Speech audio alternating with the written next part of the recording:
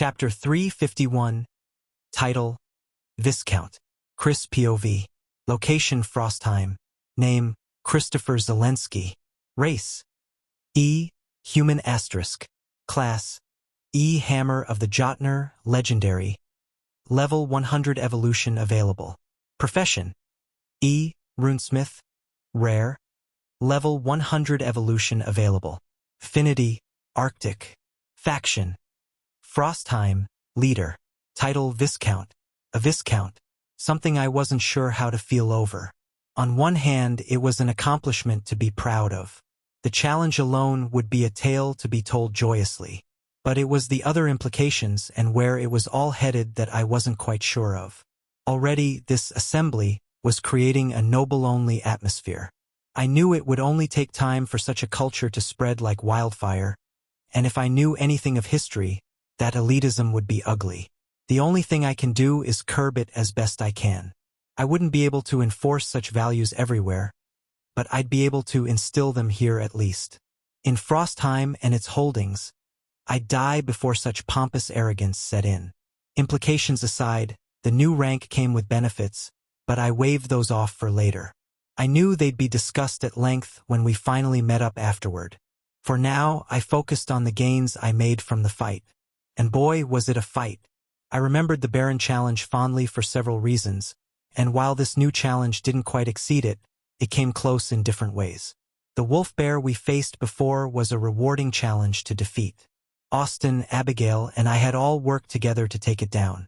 Others pitched in too, Rachel, John, and the like, but they were mainly dealing with other beasts while we focused on the boss. But this challenge, against this new wave of cat-like creatures, the system called feline shadowtooths, was met with overwhelming force. Austin's attacks did extra damage due to his light element. Rachel's fire did well. My cold was slightly hampered, but it still did enough damage to be useful. Physical force still worked, and that accounted for many of my kills. The orders were far from the burgeoning force they had been a few years ago. Elliot and Hal had spent hours upon hours forging them into something respectable. They alone accounted for a large portion of my confidence going into the fight. The D-ranks we had were just too much for the wave, which made the sense of battle and hard challenge lesser, compared to the Baron wave. For once, we had grown faster than the challenge had risen. Most of that was because it had been a long time since the last challenge, but that fact didn't take away from the accomplishment. I attributed that to the hardships we were forced to go through. The saying of "what doesn't kill you makes you stronger" only became more truthful after the change. Not only were we successful in our upgrade, we did so without casualties and with improvements abound. The snow lingered, still fluttering in the wind, and I felt a connection to it on a level I never had before. The frozen ground as well felt easier to reach and subvert to my mana. The air and ground around me in a 50-foot radius were connected to me through one skill alone. A skill I hadn't had before the fighting started. You have upgraded a skill. Permafrost, uncommon. Plus Desolate Blizzard. Rare. Dash, Tundra's Descent. Epic. It took a while to play the two skills off each other. Longer than I thought it would. The groundwork had already been laid by the many times I'd used the two in tandem, and the idea of them being one wasn't so hard to push into reality. The epic title didn't mean all that much.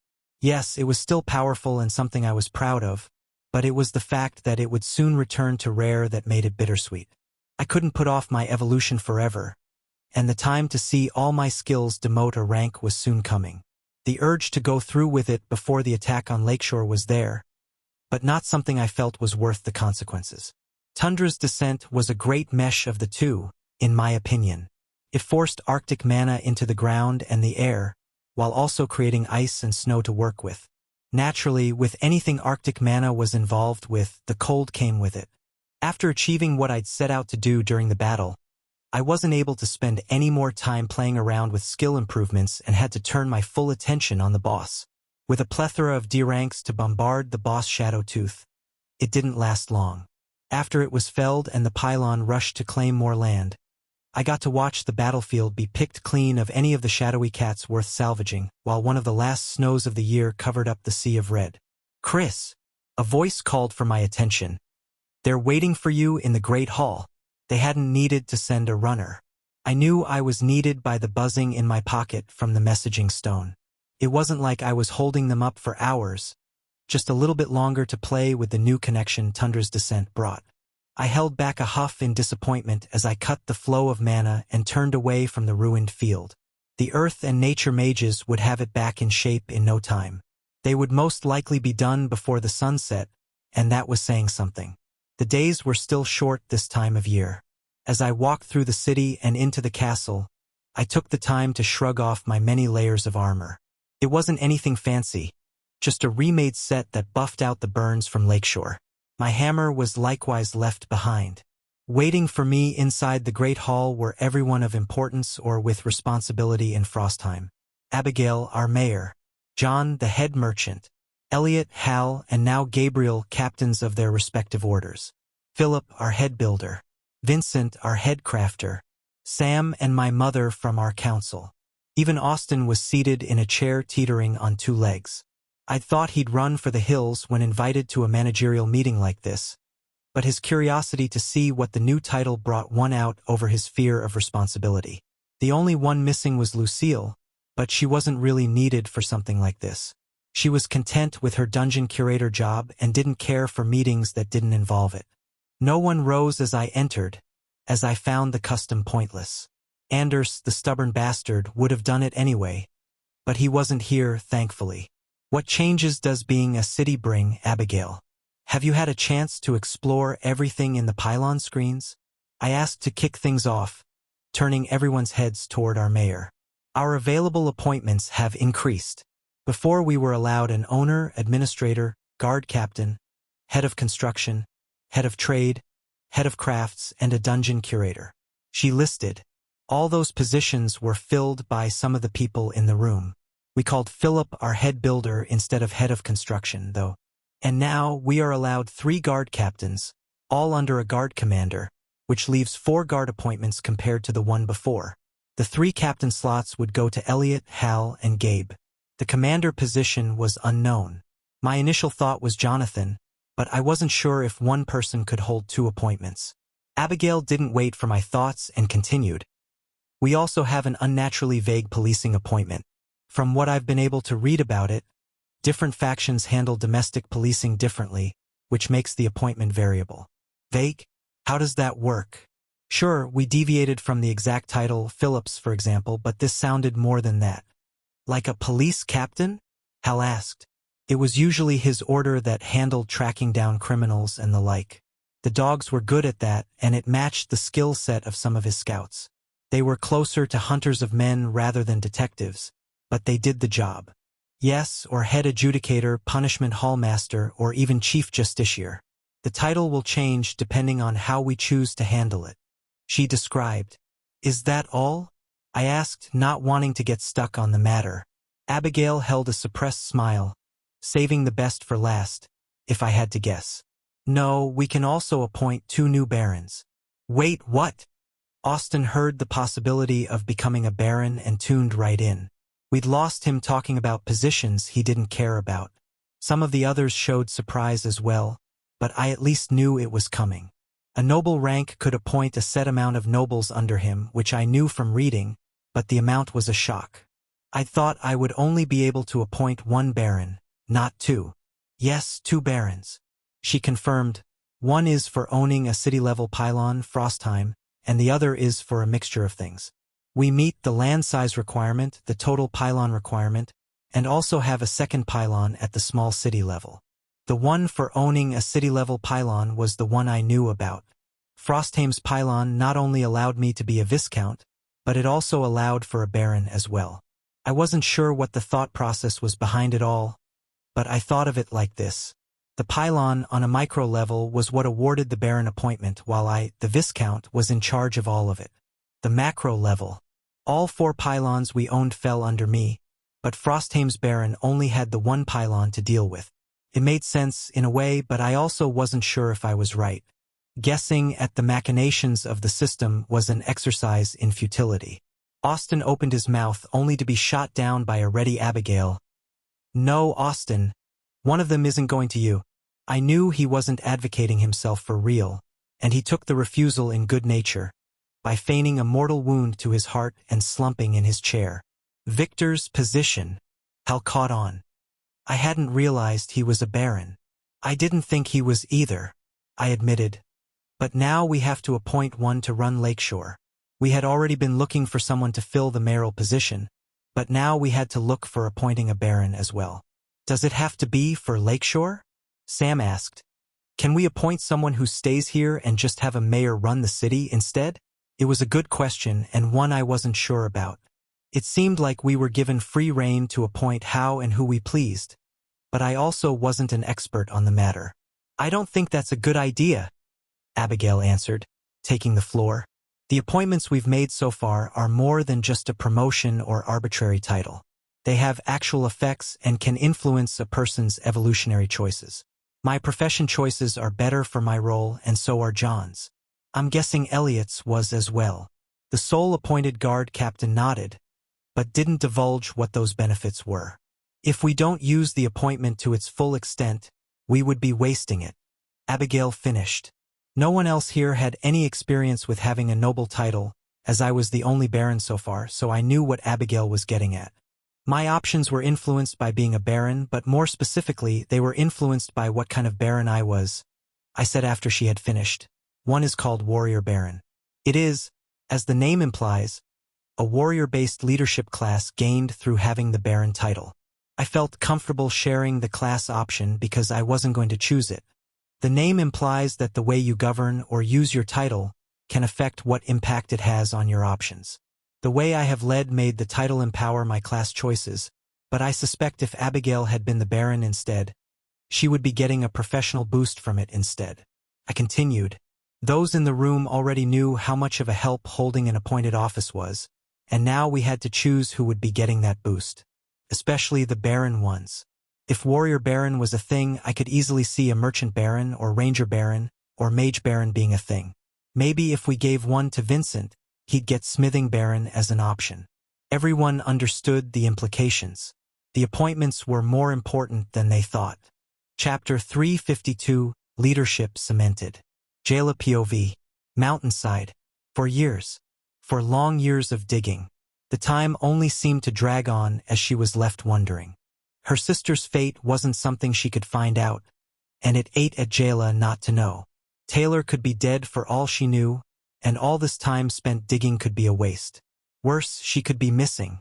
Not everyone made it back from the tutorial, and those that didn't, most presumed they had died in it. Those possibilities were what kept her up at night. It was also why she pushed the excavation effort so hard. There were times when Jayla thought they would never reach the other side, that they would remain forever cut off from the west, but that was set to be proven false today. Reaching D-rank was what finally did it. She, along with a decent portion of Mountainside, had made the jump after the test. Felt like so long ago now, when it had only been 2 years since. Ever since, their rate increased dramatically. Her class and profession both pushed the work forward, and even the deep earth had to give way to her power. Name, Jayla Summerfield. Race, D. Human. Class, D. Citadel of the Mountain, Legendary. Level 106. Profession, D. Journeyman Mason, Rare. Level 102. Finity, Bedrock. Faction, Mountainside, Leader. Title, Baroness. Strength, 1,265. Agility, 754. Perception, 638. Fortitude, 1,787. Endurance, 1,447. Vitality, 814. Intelligence, 196. Wisdom, 474. Acumen, 321. Free points, 0. Laws, lesser law of stone, least law of gravity. Body stage, body of stone, chiseled stone body. Mana heart, full ignition, mountain heart. Spirit stage, none. Coins, 3 gold, 42 silver, 31 copper. An impressive evolution if she said so herself. Her class doubled the speed of the tunneling, and that only increased as she used her skills and power more comfortably. Her speed at compressing or shifting Earth was leagues different now than it had been at the start. It took 4 years, but they finally punched through the other side. The mountain had tried to hinder them. Beasts slowed the work whenever they were encountered. Worms, burrowing creatures, and worst of all, subterranean caverns. Those were always a slog to get through. The nasties that inhabited them never vacated easily. Still, even with the dangers in their path, they pushed on. Through miles of dirt and stone, they broke through the other side, opening the path so that the sun beamed down on them for the first time in a long time for some of them. It had been weeks since Jayla had seen it last, and the searing brightness was felt by everyone behind her. Choosing to sleep in the tunnel was a decision Walter fought her on, but she could feel that they were close, and she refused to delay any longer. Her mind had been running in circles about Taylor for too long. Her senses had been telling her the end was near, and she couldn't help but push ever harder to make it so. Jayla was the first through, as it was her mace that busted the wall down. The explosion of rock out into open air was as much a surprise as suddenly getting blinded by sunlight. The sudden give the wall had made her mace shoot down and crash into the floor. After her eyes adjusted and she could finally see the other side they'd spent so long trying to reach, a massive forest met her gaze. Trees taller than any she'd ever seen, even after the change. The opening in the mountain put her at an elevation to see for miles around. Her perception stat may be low, but it was still better than a base human's. Green. Lush green leaves on towering trees were all she could see. In all directions other than the mountain itself, it was a forest so dense it boggled the mind. There was nothing like them in the east. There were no trees that scraped the clouds themselves over there. Jayla had seen redwoods before, but the sight was nothing like what the trees used to be like. "We did it! We finished!" Cheers tore her away from the trees as the workers realized that their work was done, that the tunnel was finished. The blinding sun finally beamed down on them once more. A smile blossomed on her face. "Harold, bring the scouts through. I want to know everything on this side of the mountain," she called to the foreman. It would be a while before they made it through the tunnel, but her smile stayed. She was finished. Finally and blessedly finished. She could literally see the light at the end of the tunnel, and now all she had to do was find Taylor. She wasn't sure of the landscape from here to Vancouver, but her scouts would figure it out. The factions were also a mystery, but Jayla would not be denied. Not when it was so important. As soon as her scouts came back, days later, they were sent before her. "Report," she all but demanded. The leader weathered her gaze the best and was the first to voice what they had found. "The forest is dangerous. We lost many to the beasts in the area, but we found what we were looking for. We located 2 cities in the trees and made contact with one of them. The Sequoia Forest faction owns most of the land west of the mountain, including what used to be Vancouver," the scout explained. "It still stands?" Jayla pointedly asked, letting her hopes finally rise. "It does," the scout confirmed. Walter was quick to stop her from jumping from her chair. "Miss, now isn't the best time for your absence." Jayla knew that, but she didn't care. With hope finally rekindled, there would be nothing stopping her from finding her sister. Not the assembly.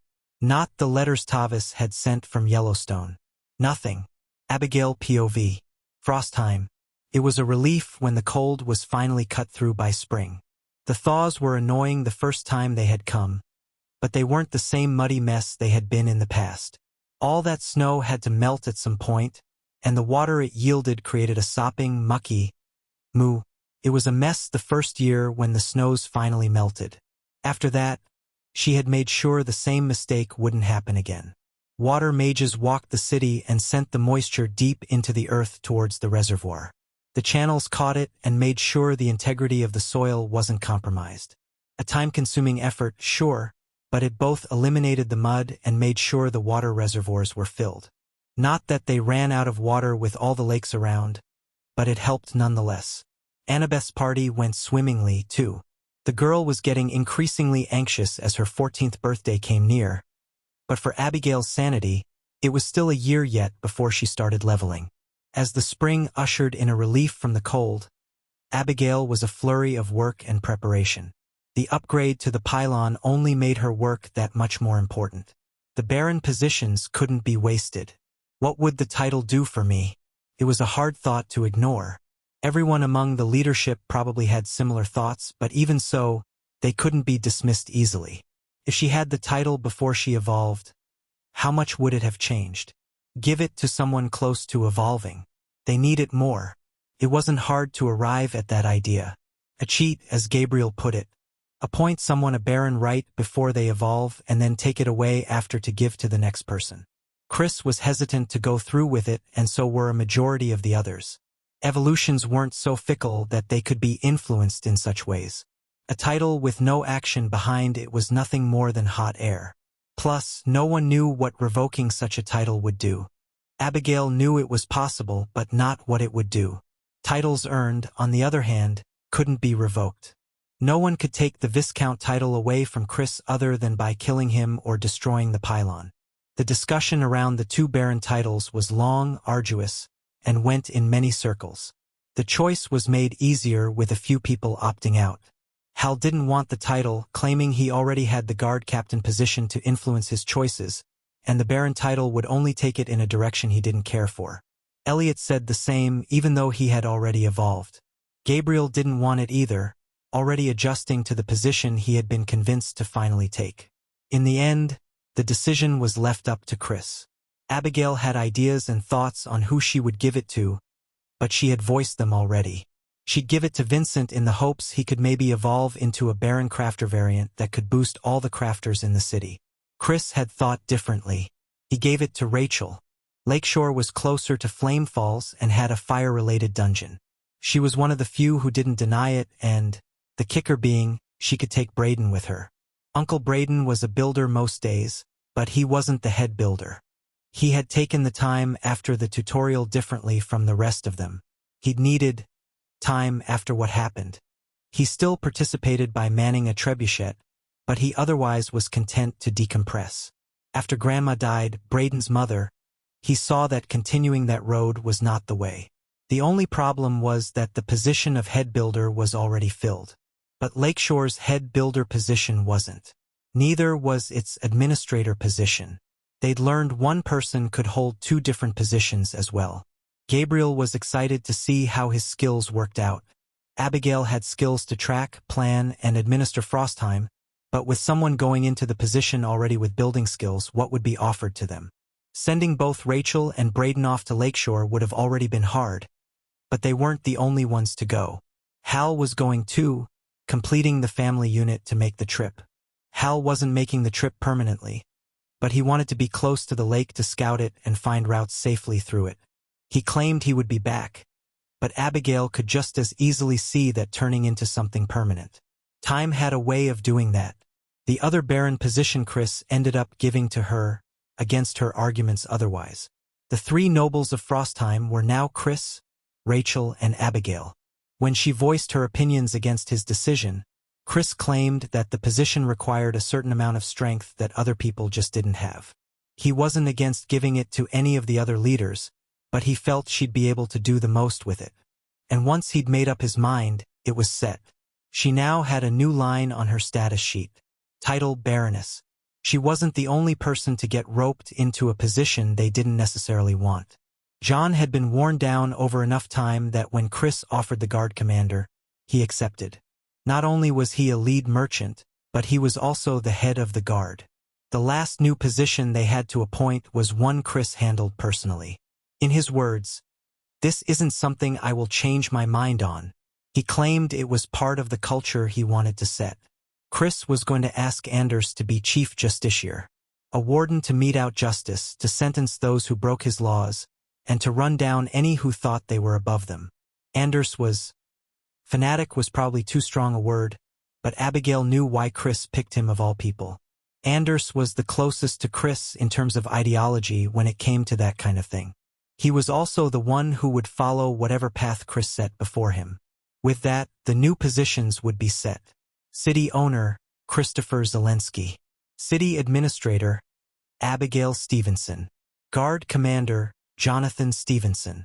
Guard captain, Elliot McGowan. Guard captain, Hal Zelensky. Guard captain, Gabriel Zelensky. Chief Justiciar, Anders Johansson. Head of Construction, Philip Fortin. Head of Trade, Jonathan Stevenson. Head of Crafts, Vincent Zelensky. Dungeon Curator, Lucille Starkweather. Chapter 353, Final Steps Before D-Rank. Chris POV. Glacier Bay. It's time. I thought about the unassuming wooden box waiting for me back in Frostheim that had been with me for far too long. I had waited and waited and waited, trying to push for more, and the day had finally come. With the deal with Lakeshore coming to a close, and what felt like a new chapter turning in our faction, I had waited long enough. It would happen this week. I only had a few things left to do. Today was like any other day, really. The days leading up to it were similar as well. The Viscount upgrade was a few weeks ago, and all that time was dedicated solely to one thing and one thing only. The only deviation was Annabeth's birthday, but that was one day in a sea of hundreds I'd spent on the task. My evolution had finally come. I only had 2 more things left to do, and one of them wasn't more forging. That was well and truly over for at least a good long while. If I didn't carve a rune for months, that would be okay with me. I was sick of it and ready to get back to fighting and gaining strength. Rune carving, my level 100 skill choice, had been put through the ringer. Even though it had started at rare, it was among the many profession skill upgrades from my time focusing on it. Only to epic, but still a marvelous feat my create skills managed as well. With over 2 years of dedication, if they hadn't, I would have just cut my losses. No, smithing, engraving, or any other profession-related task was not among my tasks for the day. Not when the option I sought was already listed. Profession evolution available. Journeyman Wardsmith, rare. Journeyman Armorsmith, rare. Journeyman Weaponsmith, rare. Journeyman Runecrafter, rare. Adept Runesmith, epic. All my efforts had paid off, and I could blessedly move on for a time. No, what I still had to do was something else. Something I had been planning for nearly as long as my delay began. At first, my preparations were mostly shots in the dark, trying to come up with a plan or experiment with different ideas. But that all changed when we gained access to the wider universe's knowledge base. Volwyn had already come through by getting us the mental defense skills and techniques associated with the undead. I still hadn't had the chance to study them too in depth yet, and it wasn't like they came in neat skill orbs, where all I had to do was touch them and the system did all the work. No, that was too easy, apparently, and I'd get to those when I got the time. Volwyn came through in a different way this time regarding passive, attribute-boosting skills. Ever since I got them, Body of a Barbarian and Frozen Fortitude were locked at where they were, the uncommon rank. The only reason they were that high to begin with was because skills of their nature didn't exist in common rarities. I wanted to push that. I had to admit, while a lot of my strength came from my laws, body stage, heart, spirit anchor, and bloodline, I also couldn't ignore that all of that was boosted by the base level of my attributes. My bloodline boosted my strength, and having 1,800 points of it did more than only having 1,000 points of it. Attributes made up a large portion of why I was as strong as I was. Pushing myself for over 2 years to smith, engrave, and otherwise create was all to gain an epic class so that I could gain more of them. But that wasn't the only way I could do so. My brother helped the most, actually. He had taken his fascination with spells and skills into something I had to admit was impressive. His insight, knowledge from Volwyn, and just plain hard-headed trial and error had finally worked out something that I felt confident would work. There was a structure to skills. It wasn't something you had to know of to use them, as I was able to use Power Strike from the moment I gained it back in the White Room. I had no idea how it worked, but after inputting mana and with the intent to use the skill, it just did. Since then, I knew much more of the behind-the-scenes workings. They were similar to runes in a way, but different enough that Gabriel proclaimed them separate. He just happened to be right, as that was also what the books from Volwyn concluded as well. While runes were meaning made into structure, skills held a lot more give and spirituality than what the rigidness of runes could provide. After learning that, it wasn't a surprise that the skills matrix, as Gabe dubbed them, resided in the spirit. What gave me the best clarity, for me at least, was comparing it to the Stars of Primordial Frost technique. The technique held a different language of runes that I'd never seen before, and while they weren't the same as runes or skill matrices as I knew them, they offered something else. A third perspective. I could not only look upon the technique booklet and see what was described and written, I could also delve into my mana heart and see the runes themselves carved upon my metaphysical mana heart. And now, I was about to do something either monumentally stupid or something that could move my strength another step forward. Stop being a chicken, you've studied this for months. I was told this process would feel remarkably similar to self-mutilation, and that didn't fill me with warm and fuzzy feelings. I knew pain. Any warrior knew pain, but inflicting it upon myself still gave me pause. Start with Body of a Barbarian. Body of a Barbarian took every second point in endurance and gave me a point of strength. With 1097 points of endurance, it gave me an extra 548 points of strength. Frozen Fortitude, on the other hand, boosted my fortitude by 664 points. While my strength sat at 1876, that was with the boost already. Only 1328 of it was natural, or subject to the skill's workings. They were similar, but I was still going to start with the lower one, even if it would only be slightly easier. Strictly speaking, I didn't have to be next to the glacier seed to do this. Well, after so long, it wasn't really a seed anymore, but the point was the same. The affinity of the mana didn't much matter. It was just what I found easier to control and manipulate. My connection to it would make this entire thing just a little bit easier, and that was good enough for me. The energy mana contained and represented was the main goal. It could be fire mana for all the skill cared for, but that would make it harder on me to channel and internalize. Stop delaying. I reached out to the dense mana around me. With my Arctic affinity, all of it fell under my preview, even if it all wasn't strictly ice mana. I wrapped it up as best I could and smothered it with my will. Then I began to channel it into my spirit. It was surprisingly similar to strengthening my bloodline, and the practice of doing it helped with what came next. Instead of sending all of that energy through the blood essence residing in my spirit, I instead sent it funneling toward the skill structure for Body of a Barbarian. I had mapped the structure out extensively over the years I'd had it, so I was still comfortable with the process so far. The skill, while normally passive and dormant, took the injection of energy just like any other skill. The structure drank it up and began to fill with power as more energy filled it, except that the only difference was that there was nowhere for it to go. The skill had no active effect. It didn't add power to swings or create ice out of nothing. The skill had one job and one job only: to connect with the wellspring of essence in my flesh in the form of endurance, and channel it into strength. As more energy filled the skill, I could see its effects clearly. It had tendrils throughout my spirit that connected all over my body. The spirit was separate from my physical body, but it was also connected. The inner workings of how the spirit, body, and mind worked weren't something I knew in depth, but I knew they were all connected. I was feeling that connection now more than ever. I also felt this when I formed my anchor. Only briefly, though. The seed had ample time to build up the mana in the area, especially with the formation containing and funneling more of it in, and I drank it in greedily. I applied my experience not only from purifying and strengthening my bloodline, but also from how I formed my mana heart to begin with. It required a massive amount of mana to be under my control, not unlike what I was doing now. But instead of creating a container to house mana and amplify its effects, I was funneling it into expanding a skill. As I did so, I recalled a passage from one of the books. After the skill has settled into the spirit, however long that takes for your species, when expanding it, the skill will know what to do. The longer and more extensively you've used it, the easier it will expand. It wasn't exactly foolproof, but I could see what they were talking about. The skill knowing what to do wasn't exactly true. It was sentient in any sense of the word and wasn't guiding the energy I was giving it consciously.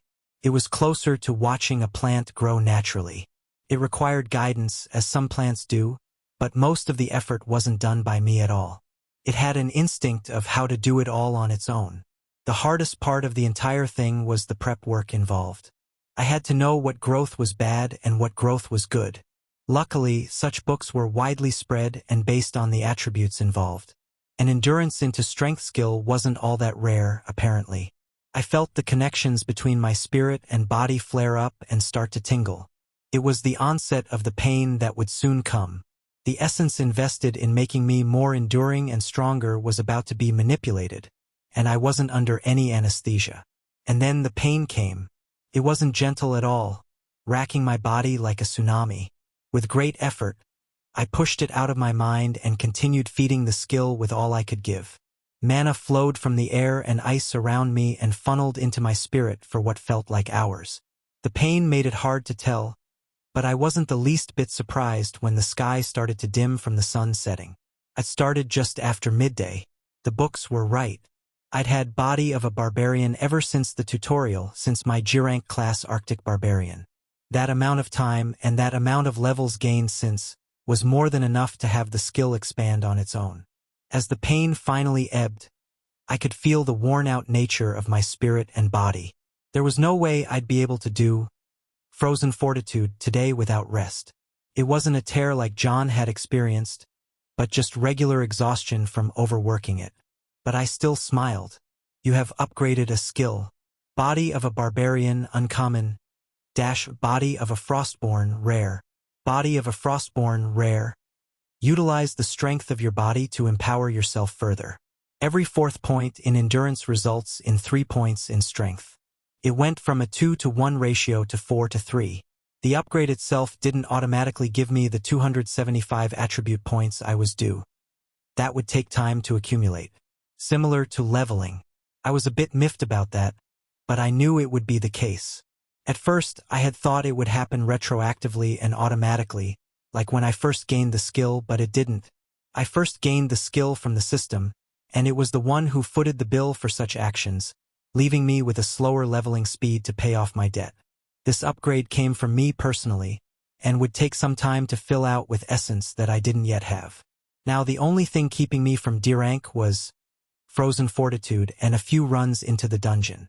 The attribute points would come quickly, as the system wasn't involved at all, and there was no tax to pay. Whatever essence I got from killing dungeon monsters would funnel straight into my new skill. Tomorrow I would do Frozen Fortitude, and then it would be a few days of filling them out with essence, and then it would be time. Chapter 354 New Warden and Honors Demands. Chris POV. Location Frostheim. My hammer came down for the final time, and I felt the essence flow through me. Usually, it would then leak out as I was capped on how much I could hold without evolving, but that wasn't the case this time. I could feel it seeping through Frostborn Constitution. Body of a Frostborn had already capped out its new boost, and with that final kill of the 12th floor boss, Constitution was full too. Upgrading Frozen Fortitude into Frostborn Constitution was nearly identical to Body of a Barbarian. My attributes were now as high as they could possibly be in E-rank. I could still train, lift weights, run, or do other such exercises to increase them, but the few points that would provide weren't worth waiting any longer for. No, these would be it. Strength, 2,151. Agility, 975. Perception, 594.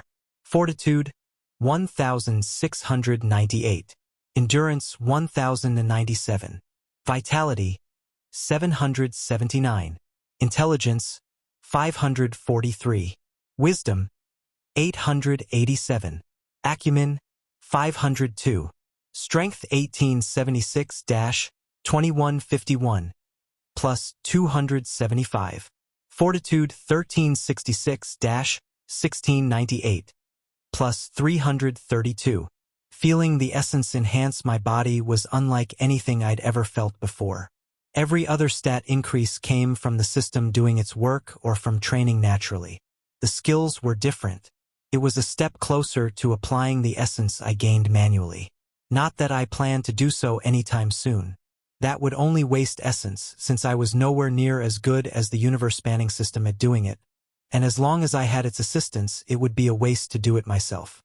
Maybe I can do it for others, though? I hadn't given it much thought, as I had never had to deal with not meeting the requirements. I'd always met them well before I needed to. Now's not the time for this. I could worry about such things later. I had to admit a bit of trepidation about what I was about to do. I had known it would be coming for so long, but my heart couldn't help but beat just a little bit faster. My pace was just that much more rushed coming back from the castle. My only stop was to clean myself off and change into something less bloody. An outfit had already been prepared, made from plants, and just in case, cleansed already. Some chose to evolve naked, but that was just paranoia at that point. Plants could also be used during evolutions, but they weren't as common as bestial bloodlines. Thankfully, I didn't have to go around and gather anyone, as they all knew today was the day. They were waiting for me when I returned, knowing it would be the next thing I did. Rachel, Braden, and Hal were in Lakeshore getting a handle on things there, so they were missing, but everyone else was here. Abigail, John, Gabriel, my mom, Austin, Vincent, Connor, Carrie, Mitchell, Sam, and Ashley. The last two were prepping the area now with their cleanse skill and other such decontaminating abilities. The box that held the bones was in Austin's hands, and he had a playful smirk on his face. A bit late, but nothing you can't come back from. Just 21 levels behind me. He was bragging while he could. His speed had well and truly become something I couldn't handle. His agility grew by leaps and bounds due to his new class, and he was sitting at something close to 600 points higher than he had been when he evolved. In only 20 levels, he'd made that much progress. Austin beating me in a spar was one of the reasons I refused to put it off any longer. I'd waited long enough. "We're ready," Ashley and Sam both said. "Then no sense to delay," I said, grabbing the box from Austin's hands. I sat in the center of the room and pulled up my screens. Evolution available. Like always, I chose my profession first. Adept Runesmith, Epic. Runesmiths work both the material and the arcane to create works of power and art. Whether that art takes the form of structures, weapons, armor, or anything else, it is up to the creator. By not choosing a specialty, skills offered will cover every aspect a runesmith holds dominion over. See where your creativity takes you and create works of wonder. Reaching the adept rank, whether through talent or pure effort, means you've begun to grasp the true essence of what being a runesmith means. +4 strength, +16 agility, +8 perception, +4 fortitude, +6 endurance, +7 vitality, +16 intelligence, +25 wisdom, +16 acumen, +10 free. It was the perfect match to my physical heavy classes, balancing out my stats so they stayed within the ratio I liked to keep them, while also making it so I wasn't a magical cripple. Many among the orders had to choose physical or magical. They didn't have the high rarity class or profession to spread themselves like I had. While my magic stats weren't impressive to some mages, they also weren't pitiful like some warriors. My heart helped, improving them based on my other stats, but the base not being shit did most of the work. Next came the classes. Available class options. Warden of the North, Legendary. You have defended and protected. Led and inspired. Punished and enforced. The value of a true leader is in those who have led from the vanguard in every battle. The first to bleed and the last to retreat. When people look to you for courage, you must stand tall even in the worst of times and have the strength for those who do not. A leader and warrior in equal measure with skills for both. Requirements. Strong ice affinity. A noble title. Leader of a growing faction. Hold values of tier. +32 strength, +10 agility, +4 perception, +25 fortitude, +25 endurance, +15 vitality, +17 free. Son of Frost, Legendary. Your body contains a hint, albeit infinitesimally faint, of the primordial frost reminiscent of that which was present before the universe was born. Harness that essence and lean into it, turning your already impressive connection with the cold even more so. The further you go, the more your body, spirit, and soul will thrive in environments like it. Requirements. Extremely strong ice affinity. Tier 2 Law of Ice. A faint hint of the essence of primordial frost.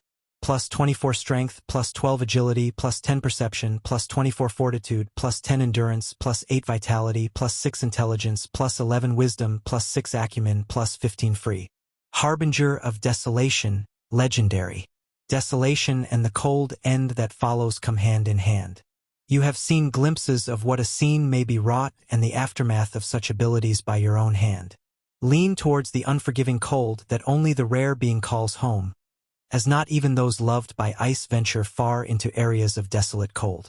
With the brutal cold as your weapon, swaths of land quake for what may come. Requirements: strong ice affinity, Tier 2 law of ice, witnessed and caused a scene of desolation, and grasp the cold as your weapon.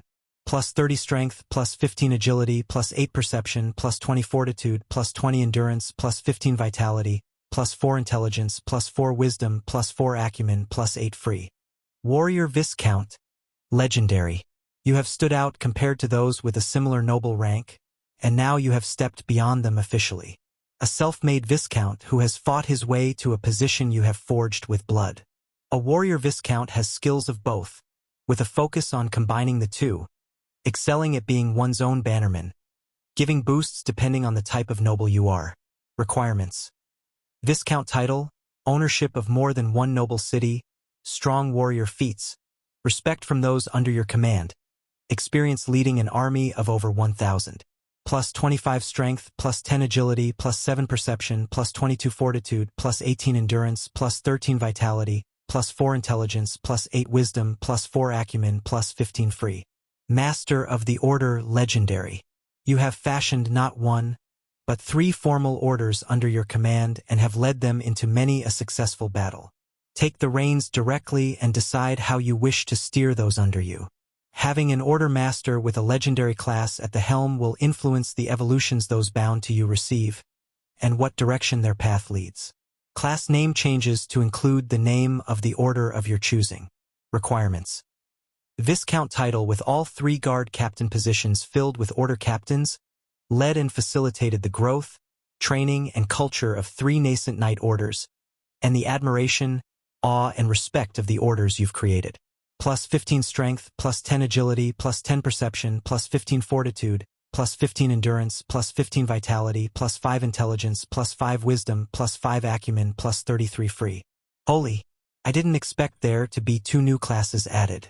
I knew Harbinger was there after Lakeshore, but Warrior Viscount and Master of the Order were both new. I didn't think reaching Viscount would affect things so much. The new noble rank didn't do all of the work, obviously, but it was the catalyst for why I was being offered the 2 skills. The upgrade to Warrior Baron was obvious, as I wasn't a Baron any longer, but Master of the Order was unexpected. 5 legendaries. I was close, so close to tipping one of them to Mythic, but the gap could be something I could breach in a month or it could never happen. I couldn't place my hopes in reaching it. I knew that, but it still hurt to be so close. I knew, even back when I decided to wait, Mythic was out of the picture. There was no way I had done enough to reach it. The pain wasn't deep, but it was there, burning away while my mind spun what-ifs and I could-haves. I need to choose. While the upgrade to Warrior Baron was nice, Warrior Viscount wasn't something I would pick. Of the leadership-leaning classes, I favored Warden far more. Additionally, Master of the Order wasn't my style either. I'd leave the master classes or positions open to those who wanted them. Elliot had already been offered something in line with it, and I didn't doubt Hal would when he finally evolved, too. Gabriel was still too new to get offered one in my opinion, but he might in his next one. With the exclusion of the 2 new classes that left the 3 I already knew were there, and my choice had been made long ago. My reasoning had already been made, and there was no point in changing it now. Warden. With my selections made, I locked both of them in and readied myself for the next step. Even with my eyes closed, I could see the bones next to me. The essence they contained was visible in a way that made it hard to look at anything else. They radiated their presence without the box to conceal them. I thought back to their description. Mid-rank Elder Jotun bones. Unique quality. Essence of frost, body of copper. Fortitude essence, 2500. Bones of an Elder Jotun, thrice refined using the same technique. The essence of frost technique purifies, concentrates, and distills all cold-aligned mana and energy into the essence of frost. Boosts all cold-aligned abilities and skills, both inherent or gained, while also providing such essence to nourish and strengthen the rest of the body. The essence inside them was quickly broken down, just like the heart I used so long ago. The bones slowly crumbled as what made them up was drained from them. It was something I wasn't sure I could do. The system facilitated the transfer.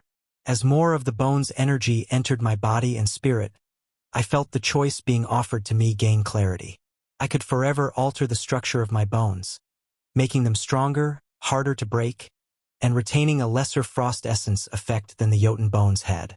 Or I could build them upon my bloodline so that when I called upon its energy, my bones would be stronger and harder to a degree the permanent option lacked, the frost effect undiminished and, more importantly, primed for further evolutions. One of the main things humans who chose bloodlines from giant races developed was a gigantification ability. They made it so they became a giant themselves when using their bloodlines. It burned through the energy faster, but the power it gave them couldn't be denied. If I chose the permanent option for every evolution, I would become a hybrid Jotun human. I'd grow in height, strength, and durability to match the physique of the race I was assimilating permanently. Not to the point of a half-human half-Jotun hybrid, but close to it depending on how many ranks I evolved to and what parts one used. Or, if I chose the temporary option from here on out, when I did burn my bloodline, the effects it gave me would soar. It would trade the permanent small increase for a temporary large increase. Compared to Austin, who grew wings when he called on his bloodline, my transformation was tame currently. Only a few inches of growth, a hair color change, and apparently my eyes turned from green to piercing blue. I had planned this since I first bought the bones, and it was one of the main reasons I did so. The extra boost they applied was most useful when I was in a fight, and if I was in a fight, there was a good chance I was already burning my bloodline. Forgoing the permanent option would make it so sudden and unexpected attacks would leave the durability boost pointless, but it would amplify their boosts when I called on them.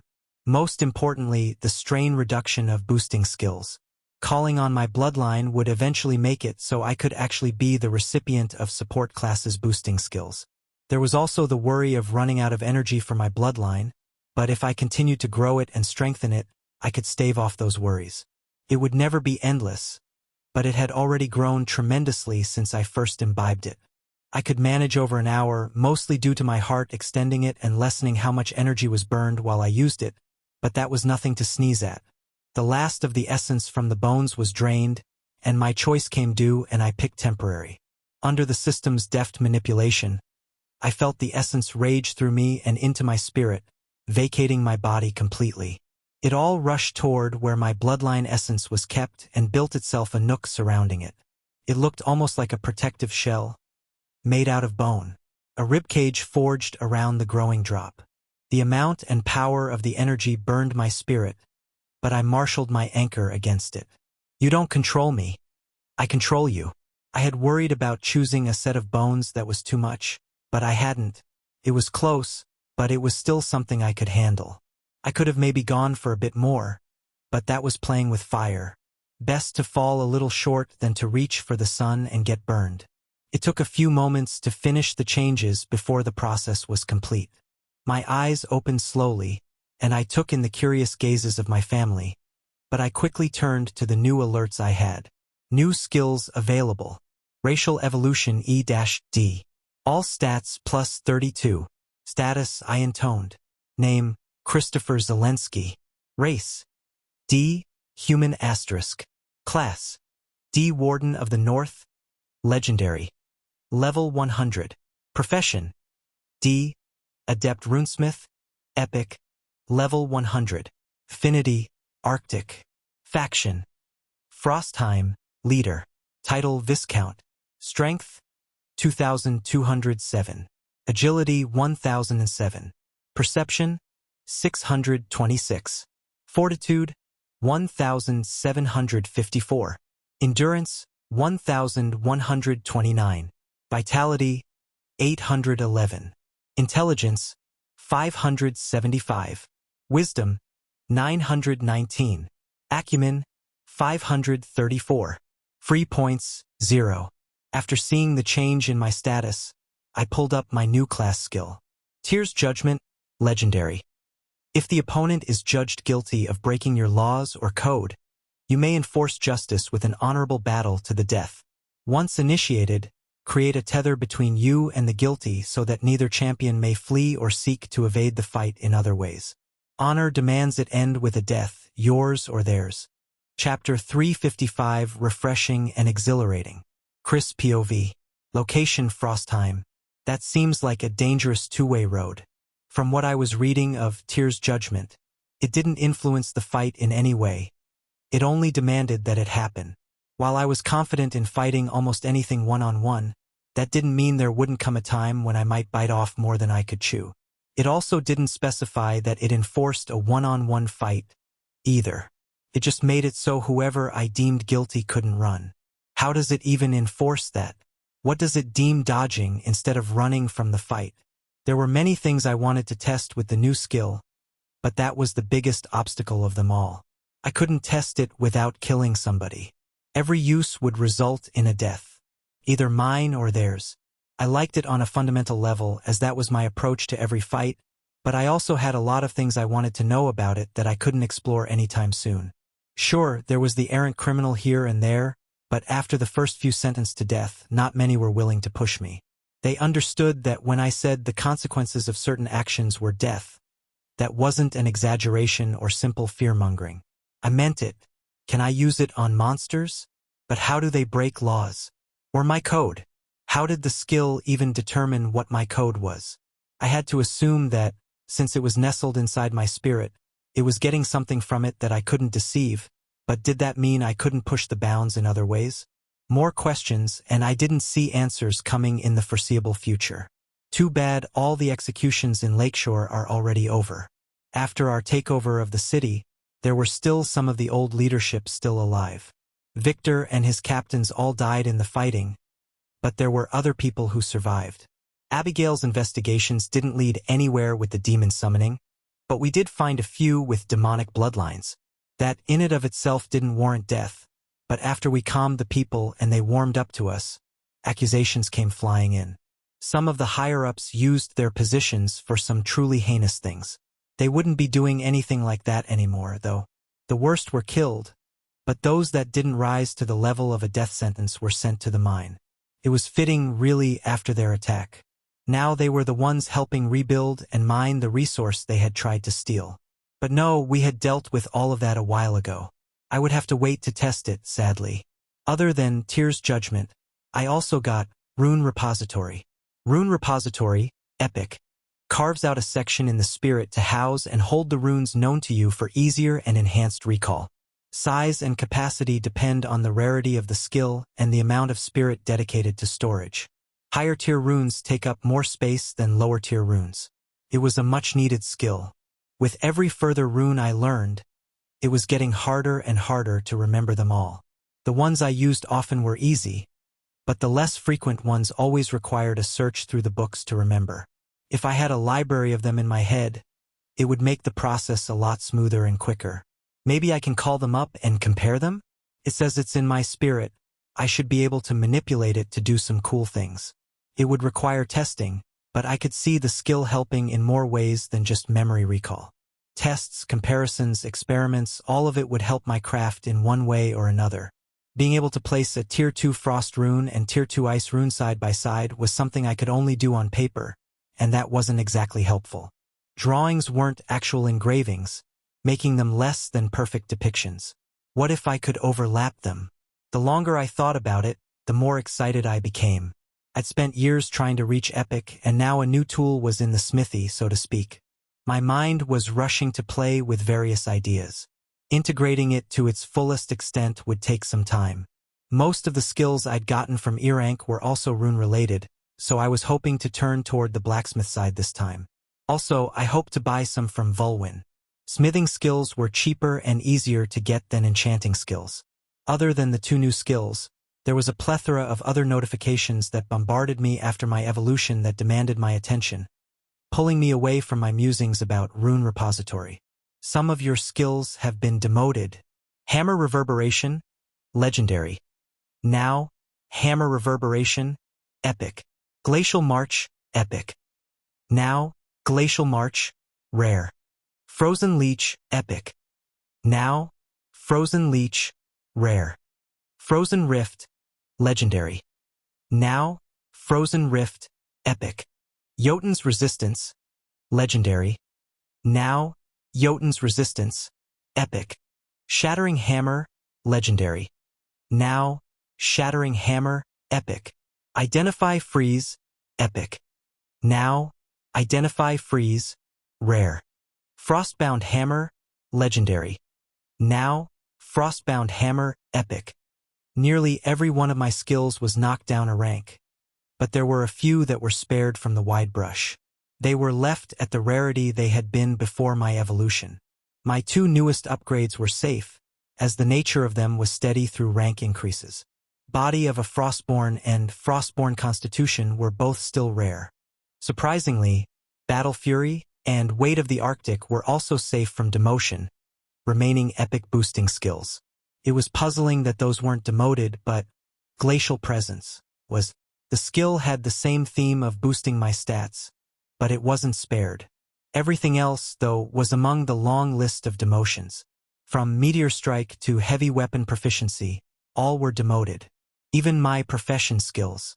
While sad, I knew it was coming. It was also a reason to celebrate, for it allowed for further room for growth. Getting used to the new rarities wouldn't take any time, as functionally, they were the same skills they'd always been, but getting used to calling them the right rarity would. Well, what are you now? Austin was the first to break the silence. I brushed off the residual dust from the bones and stood from my seated position. The increase in stats forced me to move slowly and deliberately. It wasn't a large boost, but it was a comprehensive one. There's a new warden in town. Austin's retort died on his lips. Shock colored his features. You didn't... No. That was awful. He erupted in laughter, and I couldn't help but follow suit. I knew the line was cheesy, but I just had to say it. He teed it right up. It is a leadership warrior class called Warden of the North. I explained after the quick laugh. The skill it gave is called Tyr's Judgment, which will let me initiate an inescapable duel to the death with anyone who's broken the law. Abigail's face pinched at that, and I knew why. It was a risky skill, but a useful one in my opinion. Holy shit, dude. That sounds cool as fuck. Austin shouted. What about your profession? Epic runesmith. Damn. Austin shook his head. You just had to outdo me. What are you getting per level now? 240 points. I shook my head with a smirk. 270, with my passives. That's just dirty. An extra 3,000 points just from 2 skills. I see their appeal, but I don't care to be slowed down that much. I don't rely on stat points as much as you do, though. I'd rather have access to my class skills faster. He patted my shoulder and brushed off some of the dust I had missed. His fighting style didn't rely on pure strength and toughness like mine did. He used the power, especially the combined power, of his skills. He also didn't have an assortment of boosting skills he used to increase them, like Fury, Weight of the Arctic, and Glacial Presence. Every extra stat point before that trio took effect was the equivalent of 3 after. I turned to Gabe. I was offered a class related to the orders, but I declined it. I suspect you will get something similar for your evolution sooner or later. Maybe not this one, but probably the next if he's stuck at it. I would send a message to Hal informing him of the same thing once I got my message stone back. I didn't carry anything I usually had on my person, just in case. Tell me everything. Abigail, book out and pen ready, waited for me to describe my options and their respective requirements. The possibility of someone achieving the same things I had, having similar classes, a similar disposition, my titles and feats was slim, but that chance was never zero. Plus, it was good to see what kind of options were out there. I knew Anna would be bugging me about them soon. The closer she got to her class day, the more interested she was in classes and potential paths. Abigail had already gotten my past options out of me, Warrior Baron, Arctic Bastion, and Everlasting Cold, but the new ones still needed to be recorded. While I was reading them off, something occurred to me. What now? My days had been so full of preparing and planning for my evolution that now that it was over, I was kind of directionless. Not totally, gaining levels and getting stronger were still the overarching plan, but the specifics were up in the air. I could rush off the dungeons around us in an attempt to catch up to those who evolved earlier. It would not only close the gap, but it would boost my stats a considerable amount, while also pushing me towards my first-class skill. More stats would also open up the next level of body refining and mana cultivation. Or I could focus on my law and runes. My rank increase did more than just increase my stats by 32 each. carried an unspoken improvement. I could learn Tier 2 runes quicker, expand my law more, and a bunch of other improvements that weren't reflected in my status sheet or notifications. Improving my bloodline was also on the table again. A new rank meant new limits I could push it to.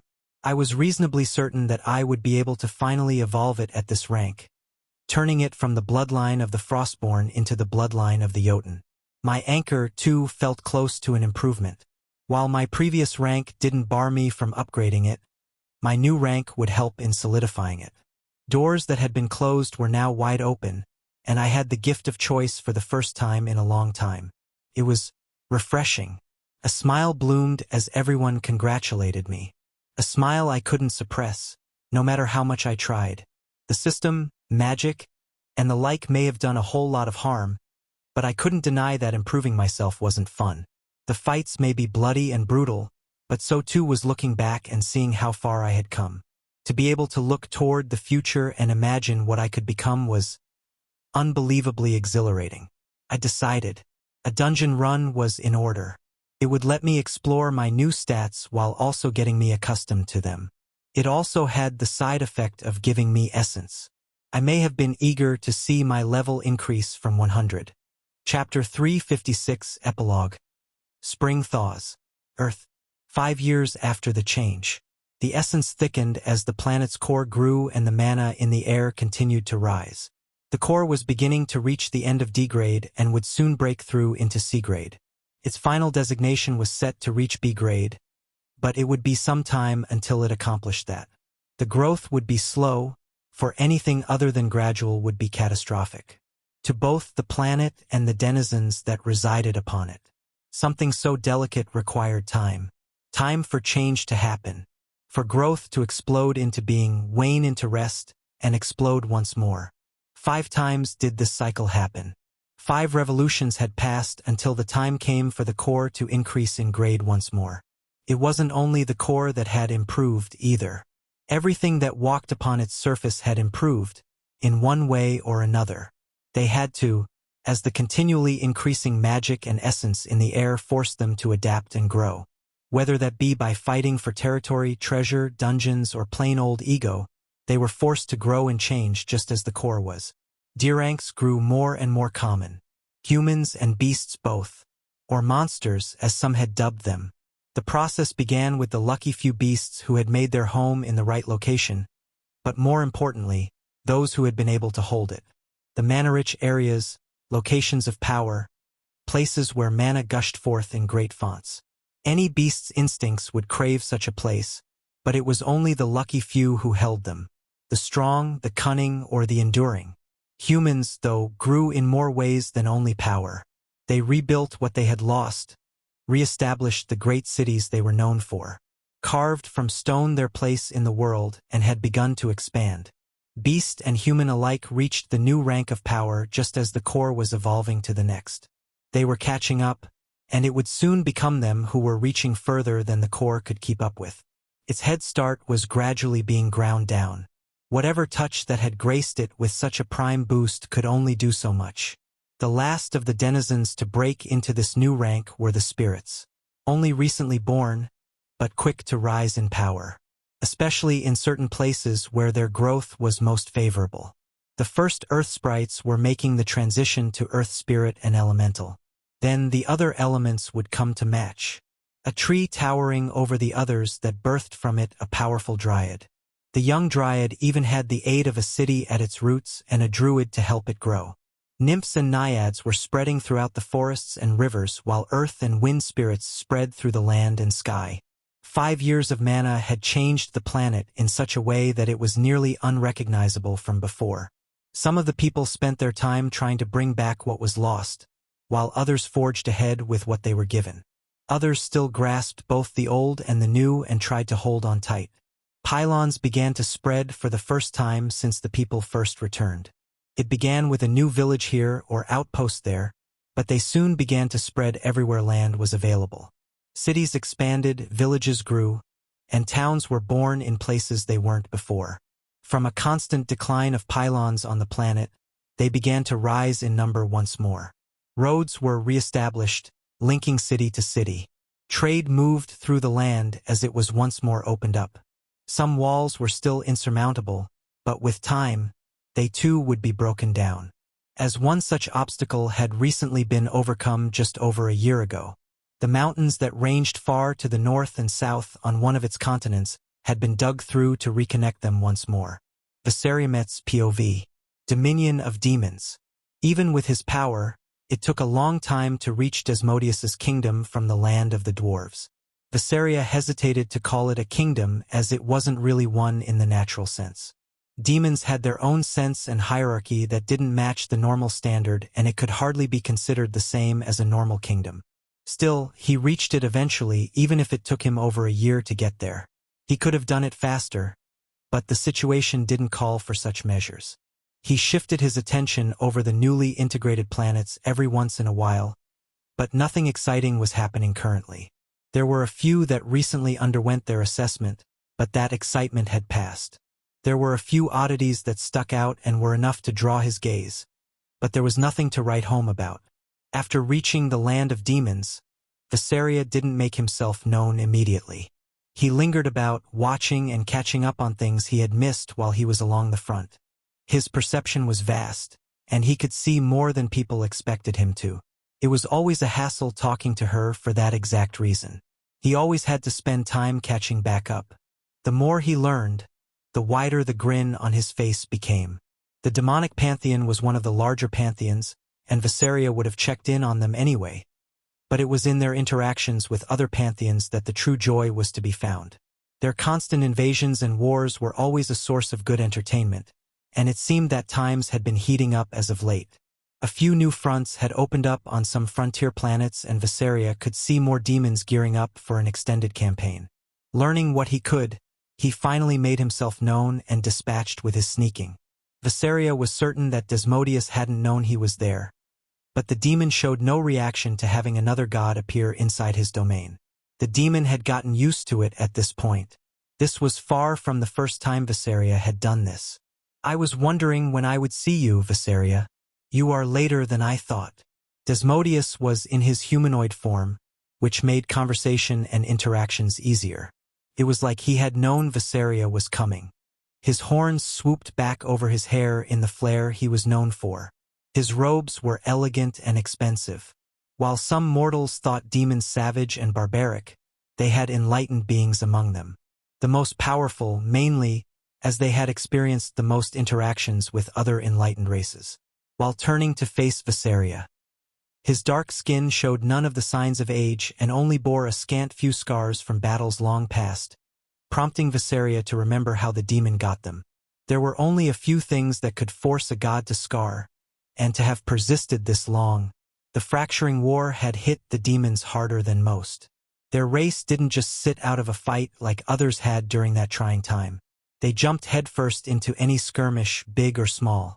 Their numbers had been hit the worst following the war, but they also saw the largest growth of those who survived. Desmodius included. The heavy demonic taint in the air wasn't the most pleasant, but it was a spring breeze compared to the taint of the void he had just come from. "I arrived, did I not? That is the important thing. I've also come to see the excitement," Viseria declared and smiled at the friend he hadn't seen in too long. Seeing Scotty again had brought mournful memories, but Desmodius brought fond ones. Of the times they had spent together, fought together, and sometimes fought each other. That may seem counterintuitive, but neither held a grudge. Living as long as they had, fighting one another was bound to happen. "It's good to see you, old friend," Vass said. Viseria wasn't fond of most of the demonic pantheon, but there were a few he liked. Fewer still he would call a friend, but Desmodius was one of them. Most weren't any better than the inferior beings they ascended from, but the rare few rose above that. "And you as well, even if you usually bring headaches in your wake," Desmodius said with a laugh. Now that stealth wasn't required and Viseria openly appeared, he could split his power and send off a few projections to the other places he wished to visit. His full power had been needed to stay hidden from his friend, and now that it wasn't required, his projections shot off to go visit the others. He wouldn't sneak on everyone. Not yet, at least. Some took it more poorly than others. While it was sometimes fun to do it anyway, regardless of their reactions, now wasn't the time. Desmodius saw the shift in power and shook his head.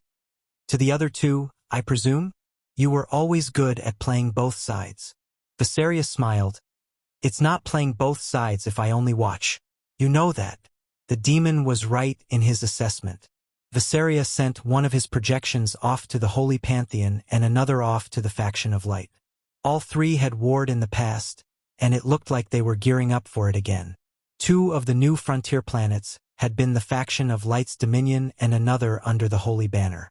Integrations livened things up like that. Even in otherwise unaffected sectors, things had gotten shook up. Now that he was here, he didn't need to use his own power to peer at the new planets, as Desmodius had a scrying pool open and already watching. The resources involved were high even for some younger gods, but Desmodius was not young. He hadn't been young in a long, long while. Viserius reached out with his power to take a peek, and the demon let him. How do your ilk fare?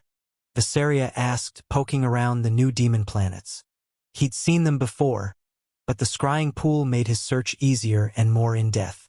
They are not my ilk, they're barely infants, and you know that. Desmodius dismissed. There was a certain distance between when one ascended to godhood. Mortals felt so different, even if it was the race you had ascended from. That distance was greater for demons, as there was already no love lost between the members of their own race.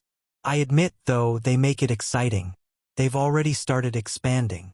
Desmodius grinned and drew the pool towards the current active battles between the demons and an assortment of other races. The pool split into 2, then again into 4, and again into 8 just to see all the active battles. Demons against humans, demons against dwarves, demons against spirits. It was a lively time on some of the new planets. Well, lively for Viserius.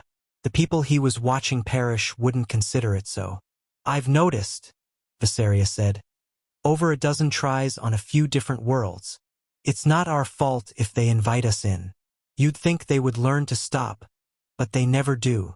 Desmodius smirked, but Viserius poked around a bit more through the scrying pool, pulling a few of the split sections away to view something else. It was much easier to see than his previous poking around while on the move. There were a few current demon footholds on worlds they were attempting to expand to, but those didn't really draw the eye. Demonic expansion was as common as elves growing forests or dwarves carving into mountains. It was when they ran up against opposition that it became intriguing. Specific opposition, too. How fares this planet, Desmodius? Viserius centered the pool on a planet he had come to watch more often. It was one of the few worthy of attention. Of course you choose that one. Don't even get me started. The demon huffed. The holier than thou assholes are already contesting us there. Even the Lightbringer, he spat the word in contempt, has dipped a toe into the waters. The bastard blessed an ant. It brought a smile to his face. Viserius' predictions proved true, as all three pantheons were making a bid for the same planet.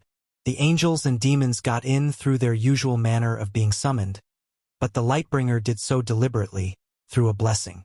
The action wasn't lost on any who took note.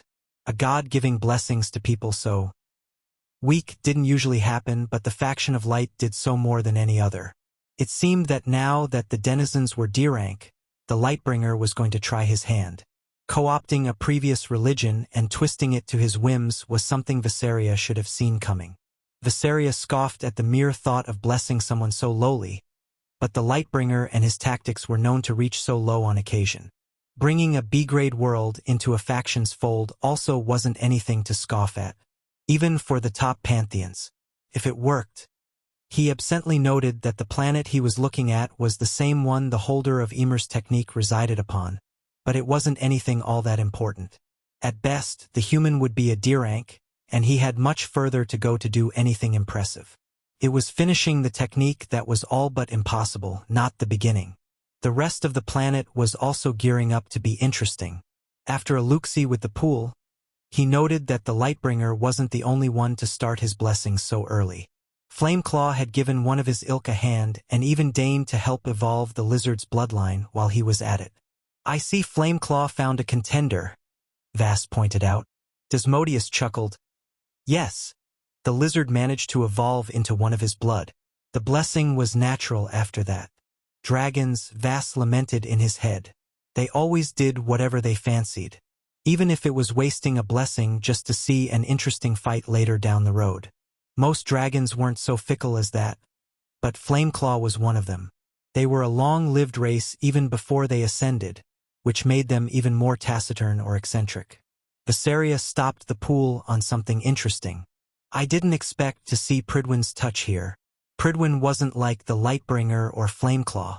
The god didn't usually get involved with integrations like the other two did. He also didn't usually hand out his blessings so easily and to someone so low. He was usually caught up in his own kingdom and rarely turned his gaze toward the newly integrated. Take a closer look and you will see the reason. I had the same thought myself before I found out why. Desmodius commented with a hint of distaste. Vas focused the pool on the man in question to see a regular human.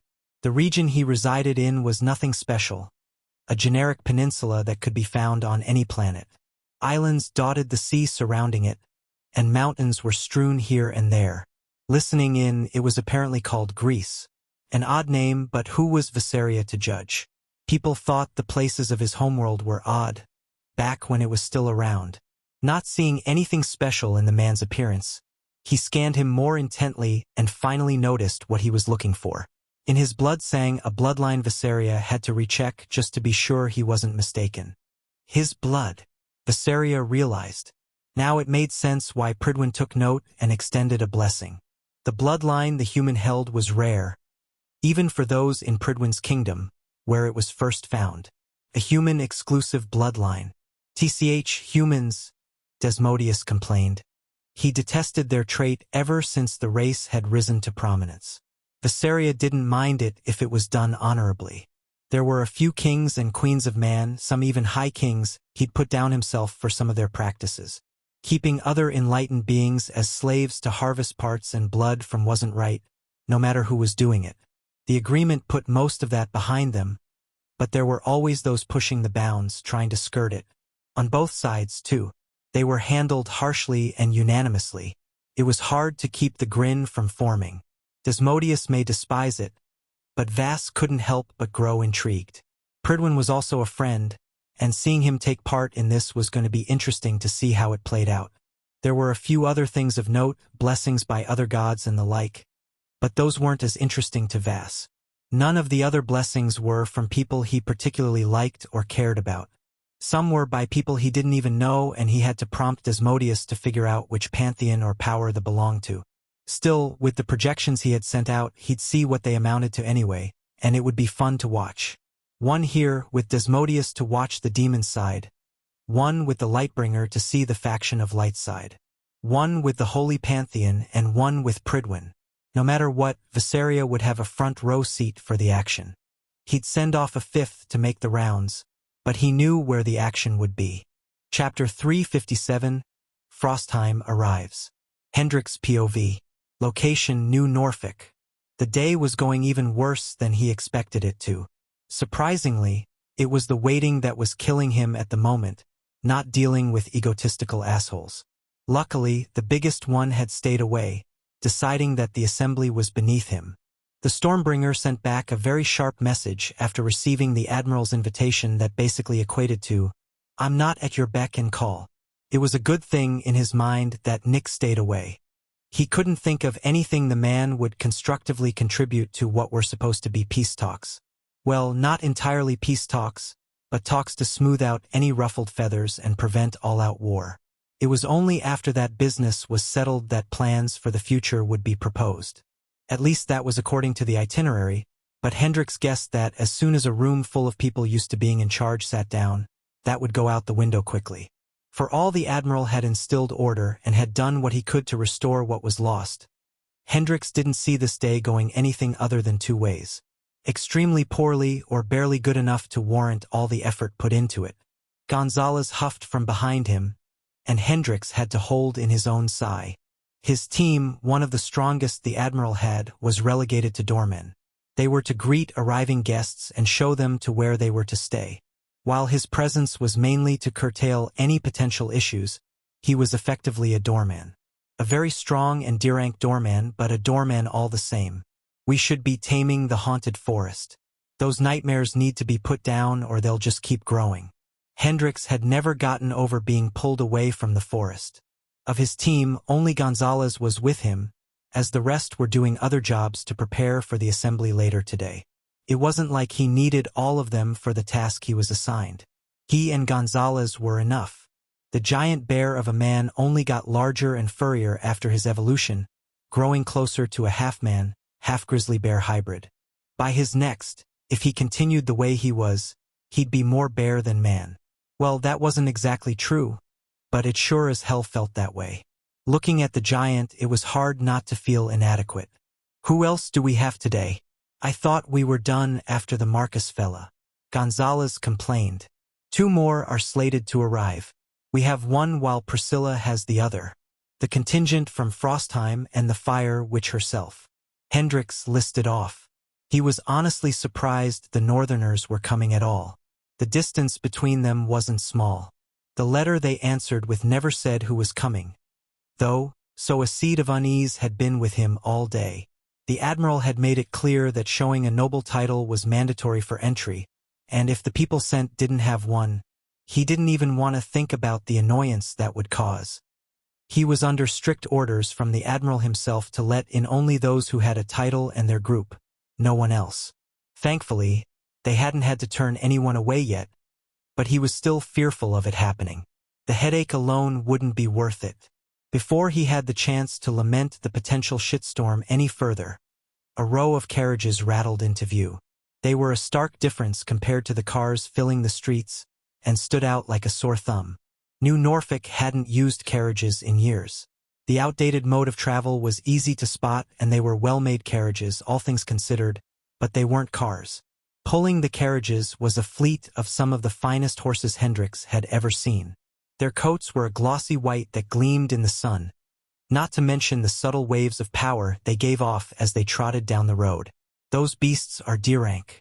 Only one other faction had steeds like the ones he was looking at, and they were known for breeding them. Those look even more impressive than the ones the reservation came riding in on, Gonzalez remarked, waking up from the lull now that their guests had arrived. Hendricks had to agree with the man. The mounts were impressive.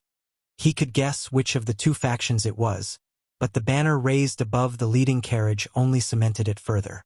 A hammer of ice on a field of snow. Frostheim. The blue colorings only became more pronounced as they grew closer. The coloring was nearly the exact opposite of what he expected the Flame Witch to arrive in. White on blue compared to red on black. I don't feel any mountain of power from them, or the nip of winter he supposedly brings with him. Gonzalez grumbled. He's right. It was said that the man took down a war leader mainly by his lonesome. Not that Hendricks believed that, but it was still a rumor going around. Even if it were only half true, there should at least be something emanating from the carriages. That, and the cold he was supposed to bring with him everywhere he went, was missing. If anything, it was a touch hotter than it had been a moment before. I don't know, I guess we'll see in a moment, Hendricks said. He motioned for Gonzalez to get up and be presentable. The group from Frostheim is incoming, he sent through the message stone. The invention was 1,000,000 times better than being drained dry by that cursed formation. The horses pulled up parallel to where he was standing, and around a dozen individuals exited from them. The brief glimpse he caught of the inside made him want to nod in appreciation. They were much more nicely filled out than he expected.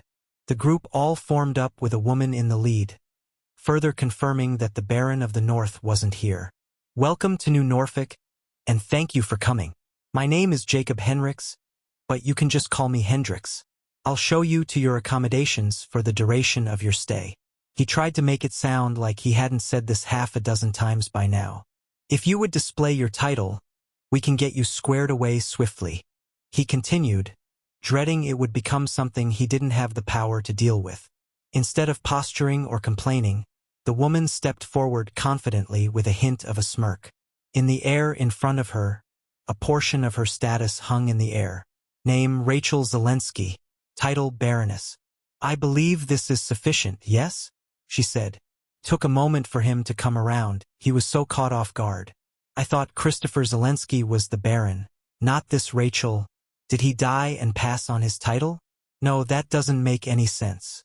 The last we heard, the man decimated Lakeshore, but that was over a year ago. We would have heard if he died. That means, yes, that's sufficient. Please follow me right this way. He recovered quickly. He can appoint another Baron. The man's a Viscount. The Admiral POV. He stared out of his office window and watched the interaction between Hendricks and the contingent from Frostheim take place. He had seen them ride up, not needing the message from Hendricks that they had arrived. Similarly, he could also see the fire which in the distance doing the same. It was curious that the two had arrived so closely together. More curious was the woman sent to represent Frostheim had the unmistakable affinity for fire. They traveled together. He was reasonably certain of the assumption, but he'd set a few people on their tracks to make sure. Not that it affected anything in the grand scheme of things, but it was best to know who associated with whom. It was already noted that the same faction had arrived together with Marcus Shieldwell when they all gathered 3 years ago. Now, they were arriving with another faction. So he's a Viscount like me. It was easy to conclude, and not all that surprising. The dossier on him already put him at an extremely high threat level. This only further confirmed what they already knew. It was also a statement that his faction was able to reach such heights as well. The Admiral had experienced the Viscount challenge and knew what it entailed. While the man was rumored to be strong, there was no way he could have done it alone. The door opened, drawing him away from the window to see Robert shuffling in. His friend was a great help, and even though he was against taking the reins, he was essential in the planning to make sure this day went well. The last two are here. How many does that make it? He said, flopping on the couch without a hint of propriety. He'd been wrangling the guests mainly and was all out of caring for such details. The fire which makes 15. The Admiral replied. 14 if you count the two the Heartlands sent as one. 15 nobles showed up representing 14 different factions. It was more than he had estimated. 15? That's good. How many didn't come? 6 that I know of. 4 if you don't count the people who sent someone in their stead. Both Frostheim and the Stormlands had sent a Baron to represent them, instead of the faction leader making the trip themselves. The other 4 had just chosen not to come. Coincidentally, they were also the 4 furthest away, so distance had a hand in it. Mountainside, Yellowstone, Sky Peak, which was Old Denver Dash, and Orleans all sent back letters politely declining the invitation to his assembly. Honestly, the Admiral was a little glad at the last one. He wasn't sure how some of his people would react to the necromancer setting foot in the city. 3 out of 4? That ain't so bad. Better than I expected, if I'm being honest. Robert said, surprised. Of just over 20 nobles, 15 had come. The Admiral grunted. Probably more like half, counting the nobles we don't know about. I doubt Nashville, Velmara, and Willow Reach are the only ones to make the jump. If he were to wager a guess, he'd put the number of those with the title at nearly 30. Going further, he'd put the number of those capable of getting the title at over 50. There were those who didn't care to be pylon leaders or to build up a faction. They were too nomadic or considered themselves wanderers to settle down. Or they simply didn't care. Half is still good. Better than none. Robert said helpfully. Yes, better than none. The Admiral said. But it also presents problems of its own. Rhett and Nick were just recently fighting it out on the battlefield not that long ago, so I doubt the group from Nashville and the Stormlands will get along all that well. Tasunka and Michaela have been seen meeting together, planning what could only be a joint assault against Marcus for his treasure they both so covet. Zuri and Vanessa have both been getting more and more aggressive with each other, and, from what little we've heard, Frostheim literally wiped a city off the map not that long ago. Ah, yes, that reminds me why I retired. His friend quipped. You've made it clear that there is to be no fighting in the city, so if that's what you're worried about, I don't think it will come to that. You would think yes, but it's still a possibility. It's not like I can force them to behave. Fitzwallace sighed. I can't even claim to be the only Viscount either like we hoped. Michaela, Nick, and Chris can all claim the same, and one of them is even here. With the army you have stationed in the city, you still hold the biggest stick. Unless one of the other two Viscounts comes a-knockin', you have a bid for being the strongest here. Robert tried to help. Not if they team up. The Heartlands Alliance has 2 representatives here, with Michaela being a Viscount and the other a Baron. Frostheim alone has good relations with both Vanessa and Marcus. The woman they sent is already a powerful fire mage. If she gets help from the 2 others, I don't know if I could beat them alone. They are all barons, after all, he said.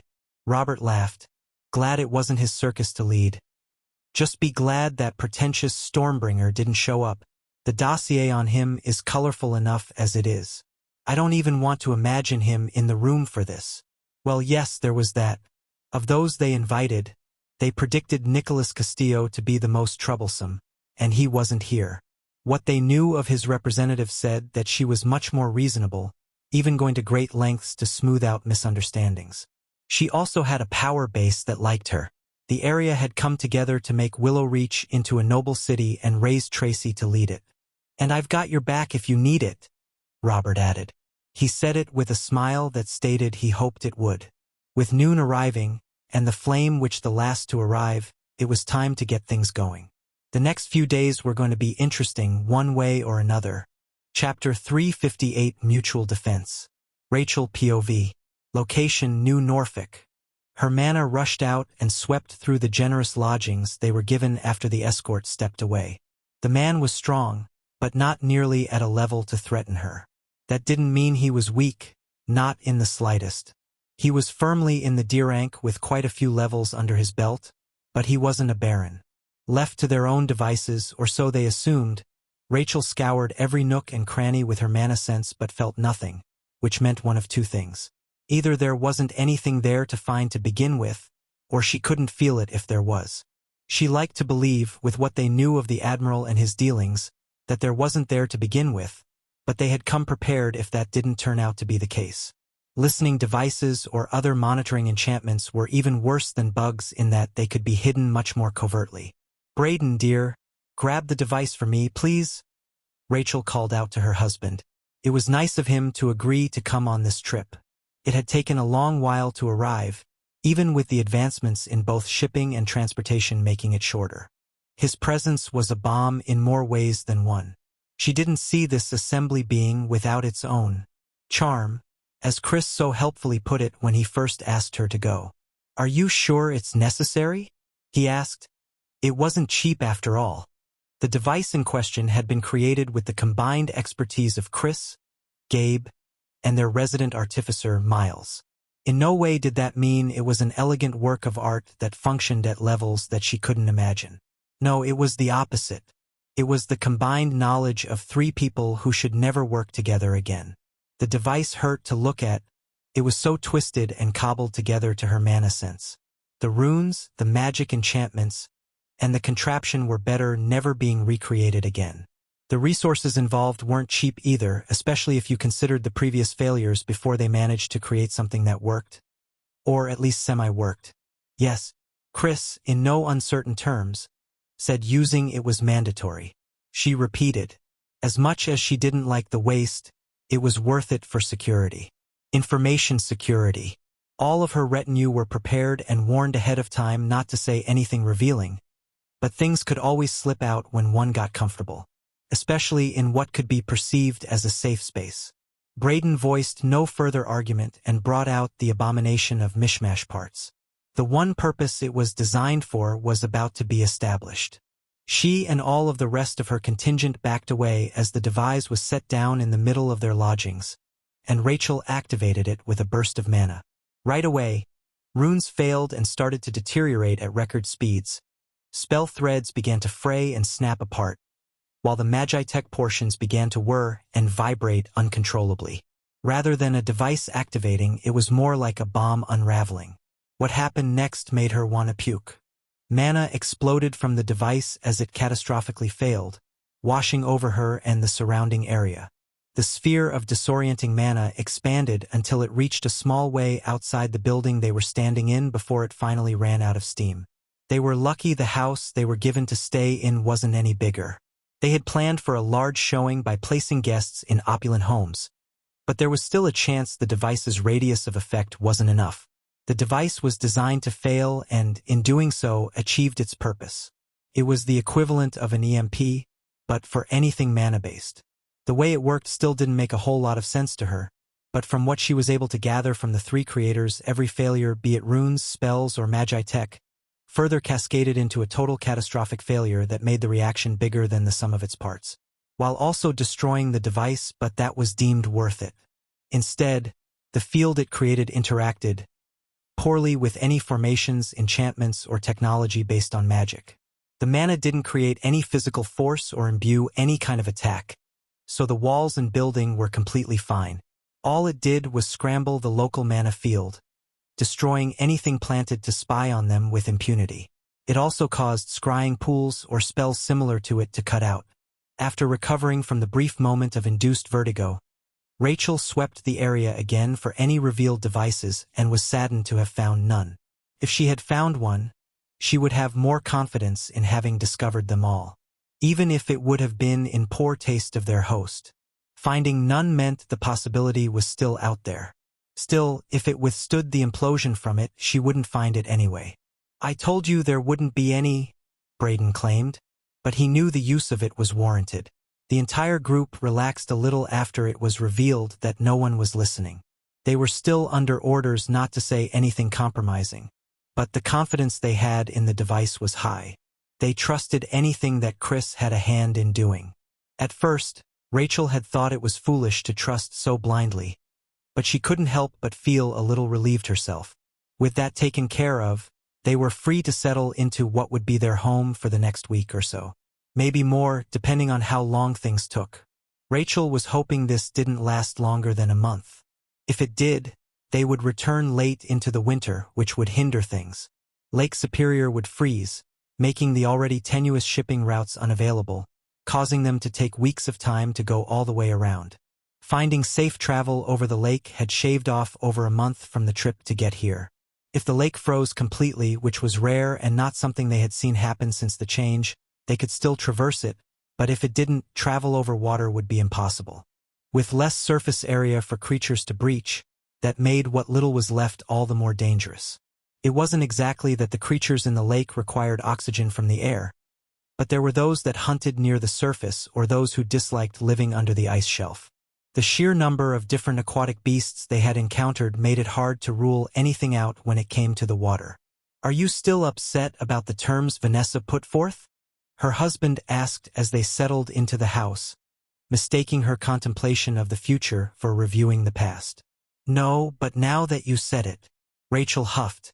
She had hoped Vanessa wouldn't dig in her heels so hard, but she had. Knowing the woman, not well but decently enough, Rachel knew she was unlikely to change her mind. "It secures a decent number of slots to use her treasure. I don't see why you're so angered by her terms. We all knew what she would ask for in return. It was a given."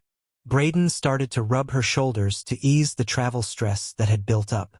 "I know, but I feel like I didn't do enough," she complained. Her connection to Vanessa's faction had been a boon for every person in Frostheim with an affinity for fire. The techniques they had traded for alone made the deal one of the most profitable they had made as a faction. Only their cooperation with Marcus for water techniques was better.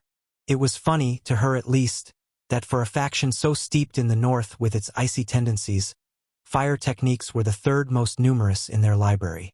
All because of Vanessa. Ice, water, and then fire. Wind and earth took a close fourth and fifth, but they wouldn't overtake fire until deals with Jayla and Travis of Yellowstone could be made.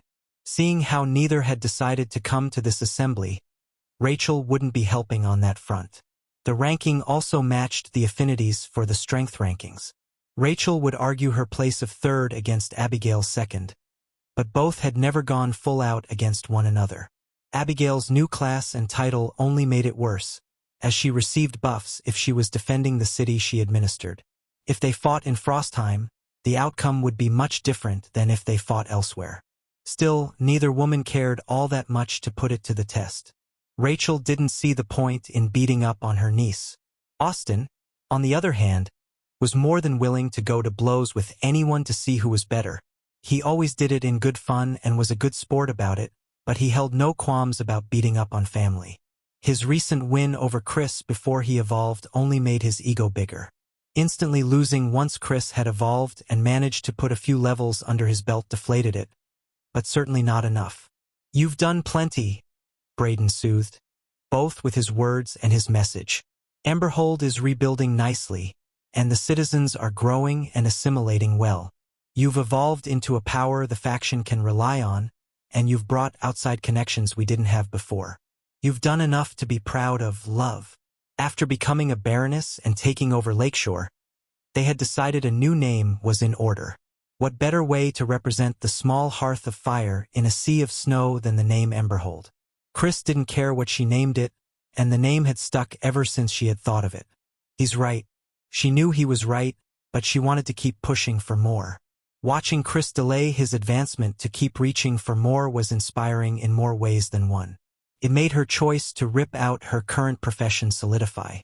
Once this assembly was over, and she was back in Emberhold, she'd go through with it. The only reason she had waited was because she needed to show up here with power befitting Frostheim. Ripping out her profession would remove too many stat points and leave her weak. This will cause direct conflict, something Chris was trying to avoid. She knew her point was a losing one, but she couldn't help but point it out. "He knows that," Braden said. "Hell, everyone knows that." In the end, it was deemed worth the potential conflict it could bring. "It was why he authorized you to do it." Rachel remembered the meeting well, even if it had been months ago. They had discussed a great many things to do with her trip south, and the deal with Vanessa was only one of them. "If the negotiation comes down to an alliance or nothing, take it," Chris had said. "A defensive alliance is worth it in the long run, even if it means getting pulled into things I would rather avoid." Everyone had agreed that the value of being able to use the eternal flame, even limited as they were, along with the trade opportunities the link between their two factions would create, outweighed the potential cons of the deal. The memory also sparked her to think about the last thing Chris had said to her as a final send-off. "I send you south in my name, and in doing so, place my full trust and authority in you.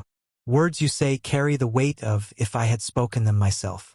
Know that you have my absolute faith, and I wish you good fortune on your journey." He said it so absolutely, it was hard not to feel the responsibility pressing down on her. The level of trust was something that warmed Rachel's heart. When she first married Braden and joined the Zelensky family, what felt like lifetimes ago, they welcomed her with open arms and warm hugs.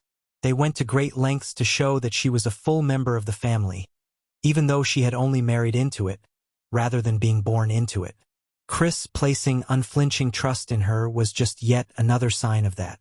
He may have taken Thomas's teachings a bit too literally, with his need to honor his word, but saying she spoke in his name was something entirely different than just unflinching faith. After she'd seen him flatten a city to keep his word, she was honestly scared to see what he would do if she mistakenly said something in anger or outrage. In a room full of faction leaders, there would be no way to take it back or backtrack if something went wrong. For all Christopher's faults, his stubbornness was by far one of the worst ones, and it had only gotten worse after the change. Rachel sighed, knowing her decision was already made. "Sophia," Rachel called for the woman, and it didn't take long for the blonde to arrive. "If you would find out where Vanessa is staying and send word I would like to meet, that would be grand." Chris hadn't only sent her with his authority, but also with his assistant. After receiving charge of Emberhold, Rachel had gotten her own assistants, but Sophia was by far the highest leveled of those she had brought along. Working with Chris, Abigail, and Abigail's assistant Grace to help run a city, let alone in close relation with a baron made into Viscount, Sophia had seen her rate of leveling soar, and her evolution options dwarf what she had been previously offered. "Already the contract we prepared." Braden slid away to their luggage to find one of the pre-made contracts. Chris absolutely detested them even before Abigail's investigation revealed what Lakeshore and, more importantly, Victor had done. His hatred of them only exploded after finding out. If he had his way, verbal contracts would be the only ones he ever engaged in, much like he had already done in the past, but that wasn't possible for something like this. Vanessa didn't know him well enough to take something as important as a mutual defense alliance on his word. She wanted assurances that only a contract could provide. After the alien merchants came in with their talk of system contracts, it was the basis on which a lot of things now were built on. Trade and agreements between factions being one of them. Part of Rachel's efforts had been to see if a verbal contract was enough, which had been shot down early during the negotiations. They had come prepared, though. After finding out what was possible with demon blood of all things, they made sure any contract they signed was prepared by them and only them. It was a sticking point Vanessa was going to have to live with. Abigail had made the contract lawyers prepare a few different ones, so that they were prepared for any acceptable outcome. Calling Vanessa over now, after they had arrived, even though they had traveled together, wasn't a mistake either. While Christopher's upfront nature that bordered on extreme bluntness, this was something best done in the open. If people knew the two factions were close, it would hopefully dissuade any potential conflict. Rachel hoped it didn't come to that. Chapter 359 Preemptive Fear. Vanessa POV. Location New Norfolk. "My lady, Rachel is calling for you," Michael informed her. About time. She'd played her game of delaying, but they both knew the deal was going to get signed.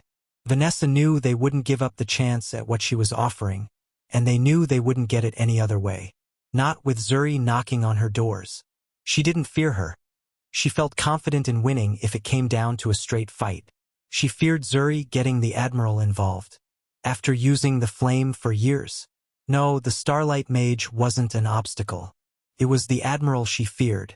Even before she had come to his city, she knew that the army he commanded and the forces he could bring to bear weren't something that she could hold off.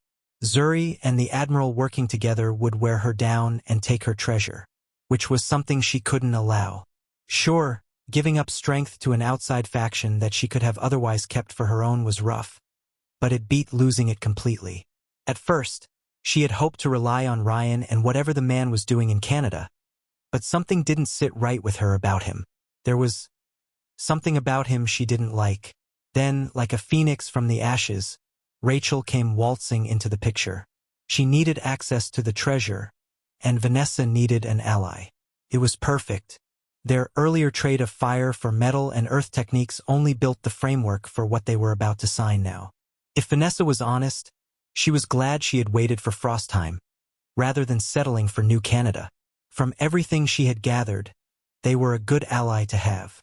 Strong too if what was said about their leader was true. Shame he didn't use fire. She had expected him to be here himself, but signing a deal with Rachel wasn't all that bad. She had a title and was high up in their hierarchy. Not to mention, Vanessa knew her the best. Well, let's not keep her waiting. Vanessa smiled, her plans finally coming together. With help from the north, actual help, she wouldn't even need to worry if New Boston's new leader sided with Zuri. Bree wasn't even that strong compared to Liam. The Admiral didn't seem inclined to get involved unless he had to. She doubted he'd still commit with the added risk of fighting against a second faction like Frostheim to back her up. Ashton POV. New Canada's residence in New Norfolk. God damn it. Ryan swore, startling Ashton from the heat in his voice. Ryan was usually a calm and collected leader who rarely, if ever, got emotional about things. This was one of the few times he'd seen the faction leader so worked up. After so many messages back and forth, the witch sides with the barbarians. Ryan yelled in frustration. All my plans gone. That Sir, Pierre interrupted before any more could be said. Ryan took a breath, the anger bleeding from his face as he composed himself. Yes, sorry. It's just a lot of things will have to change. Ashton wasn't exactly sure why Ryan decided to bring him along on this trip, but he was glad for it. He tried his best to increase his power after seeing so many people stronger than him at the gathering, but he still hadn't managed to reach their level. Not that he didn't feel strong, just not as strong as some of the other people he knew about. The Admiral, the Fire Witch, the Starlight Mage. Christopher. His evolution had done a lot to restore his confidence, but he knew he wasn't on their level yet. Not after what happened. Ashton, in his foolishness, had thought he'd managed to close the gap. After hearing the man had delayed his evolution, Ashton felt he had caught up just a little bit. Oh, how wrong he had been. Lakeshore was proof that he was still far off. Or should he call it Emberhold now, as that was the new name they had given it after they had smashed it to pieces. Still, part of the reason he was here was to deal with the fallout of that particular mess. With Ryan here, he could have some backing during renegotiations. And you? Ryan turned on Ashton, still holding an ember of anger. I still can't believe you didn't warn him. We'll be lucky if we keep any ownership of the mine. I'm sorry, sir. Ashton bowed his head. He knew he shouldn't have hoped they'd take each other out. But who could blame him? The man attacked a fully fortified city that had been warned and prepared for an assault, and still won. Easily at that, from what he could tell. Their casualties, which Ashton had thought would be high enough to weaken them, were barely worth noting down. The number was so small. Not only have they muscled us out of the crystals, which are a strategic resource, they've managed to steal Vanessa away, too. Ryan started to raise his voice again, but caught himself before Pierre had to warn him. Pierre, more of a fighter than a strategist, suggested something that made Ashton suck in a breath. What if we side with Zuri? We aren't too late to change sides in the upcoming conflict. We've only held initial talks.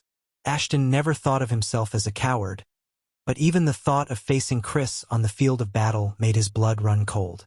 Like it was a precursor to when he actually did run cold after the man smashed him with his hammer. What was worse was that Ryan actually considered it. Ashton, you know Christopher best. What do you think he will do when faced with the decision? Ashton coughed, not understanding. What decision? To hold up his end of the deal and come to the witch's aid, even if it meant going to war against Zuri, the Admiral, and me. Would he still do it when faced with the might of 3 powerful factions, even if it was suicide? Pierre interjected with the second bad idea. We could probably convince Bree, too, bringing New Boston to our side. She owes us for helping her win the succession. For against 2. Somehow that didn't make Ashton feel any better. Even if it was 4 of the most populous factions of the East. Zuri had an army of thousands, the Admiral more, and Ryan too. Bree, while she didn't have a force as big as the other 3, still had a sizable force as well. Against Vanessa and the Northerners, they'd outnumber them by an amount that boggled the mind. An amount many would say was insurmountable. But Ashton had seen the man fight. He didn't want the force of nature arrayed against him, even if he had the numbers. Instead of answering straight up, he tried to put what he knew into perspective. To give Ryan an idea of the man he was dealing with. Christopher is different. Ashton said, You ever see those Wild West movies? The ones with the old gunslingers and shootouts. Wild West movies? Ryan turned completely, face of confusion. What are you talking about? Have you seen them? Ashton asked. Yeah, what about them? You know those scenes, where 2 of the gunslingers are about to fight for one reason or another, and they've both got their hands hovering over their pistols, just waiting for a reason to pull? Yes, I've seen Tombstone. Ryan nodded. Ashton continued. Well, Chris is the type of person to look his opponent in the eye, and without fear, say, try me. Seeing Ryan still didn't understand, Ashton made it simpler.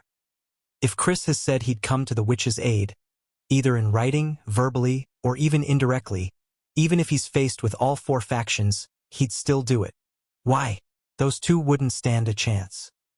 He'd only be digging his own grave. Ryan was incredulous. Christopher doesn't see it that way. Ashton said, The way he sees it, he said he'd do it, so he will. That's it. No matter if it's 2 on 2, 2 on 4, or 2 on 10. Pierre was about to interject, but Ashton stopped him. He didn't want to hear a third bad idea from the man. I'll say this again because I don't think it sank in the first time. The man destroyed Lakeshore all because they didn't heed his warning. Take Frostheim and Flame Falls meeting now as the warning. They'll come out with an alliance, that's all but assured. If you still go ahead with this idea, the exact same scenario will play out. He watched Ryan pace around the room, thinking over what was said with a hand to his chin, trying to find the best way forward from here. His initial plan was to bring both Vanessa and Bree into the fold. That way, if Zuri did decide to do anything, it would be 3 factions against her. That was all up in smoke now, making him rethink how to pick up the pieces. He's already allied with Marcus. What if a war kicks off there and with Vanessa at the same time? He'd have to choose then, wouldn't he? There's no way he could defend both. Ryan muttered. Michaela and Tasunka both want that water treasure after all. Them vying for it isn't outside the realm of possibility. The hope Ashton had held in steering Ryan away from a confrontation with Frostheim all but died when he heard that. Why, sir? He couldn't help but ask. Why are you so adamant about antagonizing them? They've been decent neighbors. They even helped fight the demons when they didn't have to. Why throw all of that away?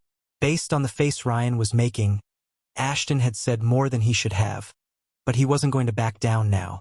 Not when the person he had chosen to follow was doing something so inexplicably foolish.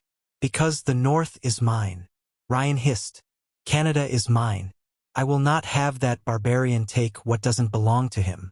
He's already cut us off from the West. With Frostheim in the north and Emberhold at the lake, any trade with the West has to go through them. Ryan wasn't done either. He has the mine that should have been ours. He has not one, not two, but 3 D-rank dungeons. Even though we have so much more land than him, we only have 2. He has an ice treasure on nearly the same level as the ones Vanessa and Marcus do. It was then that Ashton began to understand the reasoning behind it. Ryan was scared. At the rate they were going, Frostheim would only grow stronger and stronger until it was something New Canada wouldn't be able to stand up against. If he deepened his connection with Marcus and Vanessa, who both held treasures of their own, the gap between them would only grow. Emberhold had already started work on a harbor and even had ships sailing on the lake. They had met with the Great Lakes Alliance, which would only tip the scales further. Ryan was afraid, and in being afraid was planning to doom them all. Chapter 360 Self-Study. The Admiral POV. Location New Norfolk. The Admiral sat in his office and thought about all of the reports that had been brought to him over the last few hours. With the last of the invited guests arriving, things were set to start the next day, giving those who arrived later some time to settle in and get comfortable. With that being the case, many individuals began their machinations today, sending messages, making requests, holding meetings, and engaging in more subtle communications with one another. The Admiral had people to watch it all happen, but he made sure that they understood not to take it too far. He didn't want any accusations of him spying on his guests to start flying around. That would set everything off on the wrong foot, making his goals all the more difficult to achieve. From what he was seeing, that ship had already sailed though. Michaela and Tasunka were having messages sent back and forth regularly. Tracy was trying to appease Rhett, but it didn't seem to be working, and Patrick was meeting with Marcus over what could only be a trade deal. Frostheim had all but shown up with Vanessa, arriving within an hour of one another, and after that had publicly met to discuss terms. While they hadn't met in the open and aired everything, it was obviously meant to be a message. After that, New Canada's leader started meeting with New Boston and Zuri to discuss whatever it was he wanted to discuss. They were technically the closest 2 factions to Ryan's own, and there could be many things he wanted to talk to them about. Reaching out only after Vanessa concluded whatever deal she made with Frostheim limited those options. For some reason, the Admiral didn't think he was meeting to share his anti-demon summoning formation, which led to Zuri's message. While Fitzwallace wouldn't go so far as to say that the 2 of them were close, he would say they were friendly. Their 2 factions had worked together on a few occasions, and they looked on the other favorably. He had the technology while she had the people. Even for all the land that he had reclaimed in the name of the American faction, Zuri nearly matched him in population alone. Reclaiming New York was a cheat. Not only was it a heavily defensible island, but she had millions to call upon should she be attacked.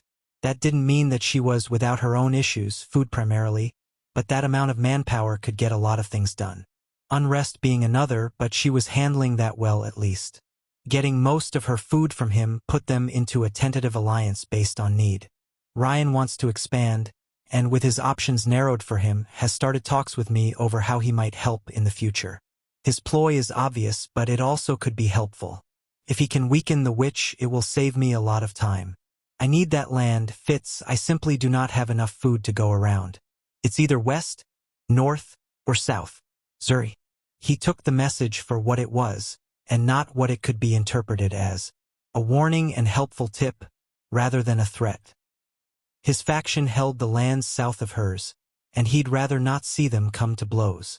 Two of the most powerful factions knocking each other down was the last thing he wanted to happen when their next test was maybe a decade away. Zuri needed to expand to increase her food production, while Vanessa saw that expansion for the threat it was.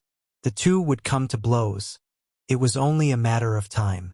They would fight and Vanessa would lose. She simply didn't have the forces to stop it, no matter how strong she was individually. The Admiral had been content to watch, but then an unseen variable had come into play.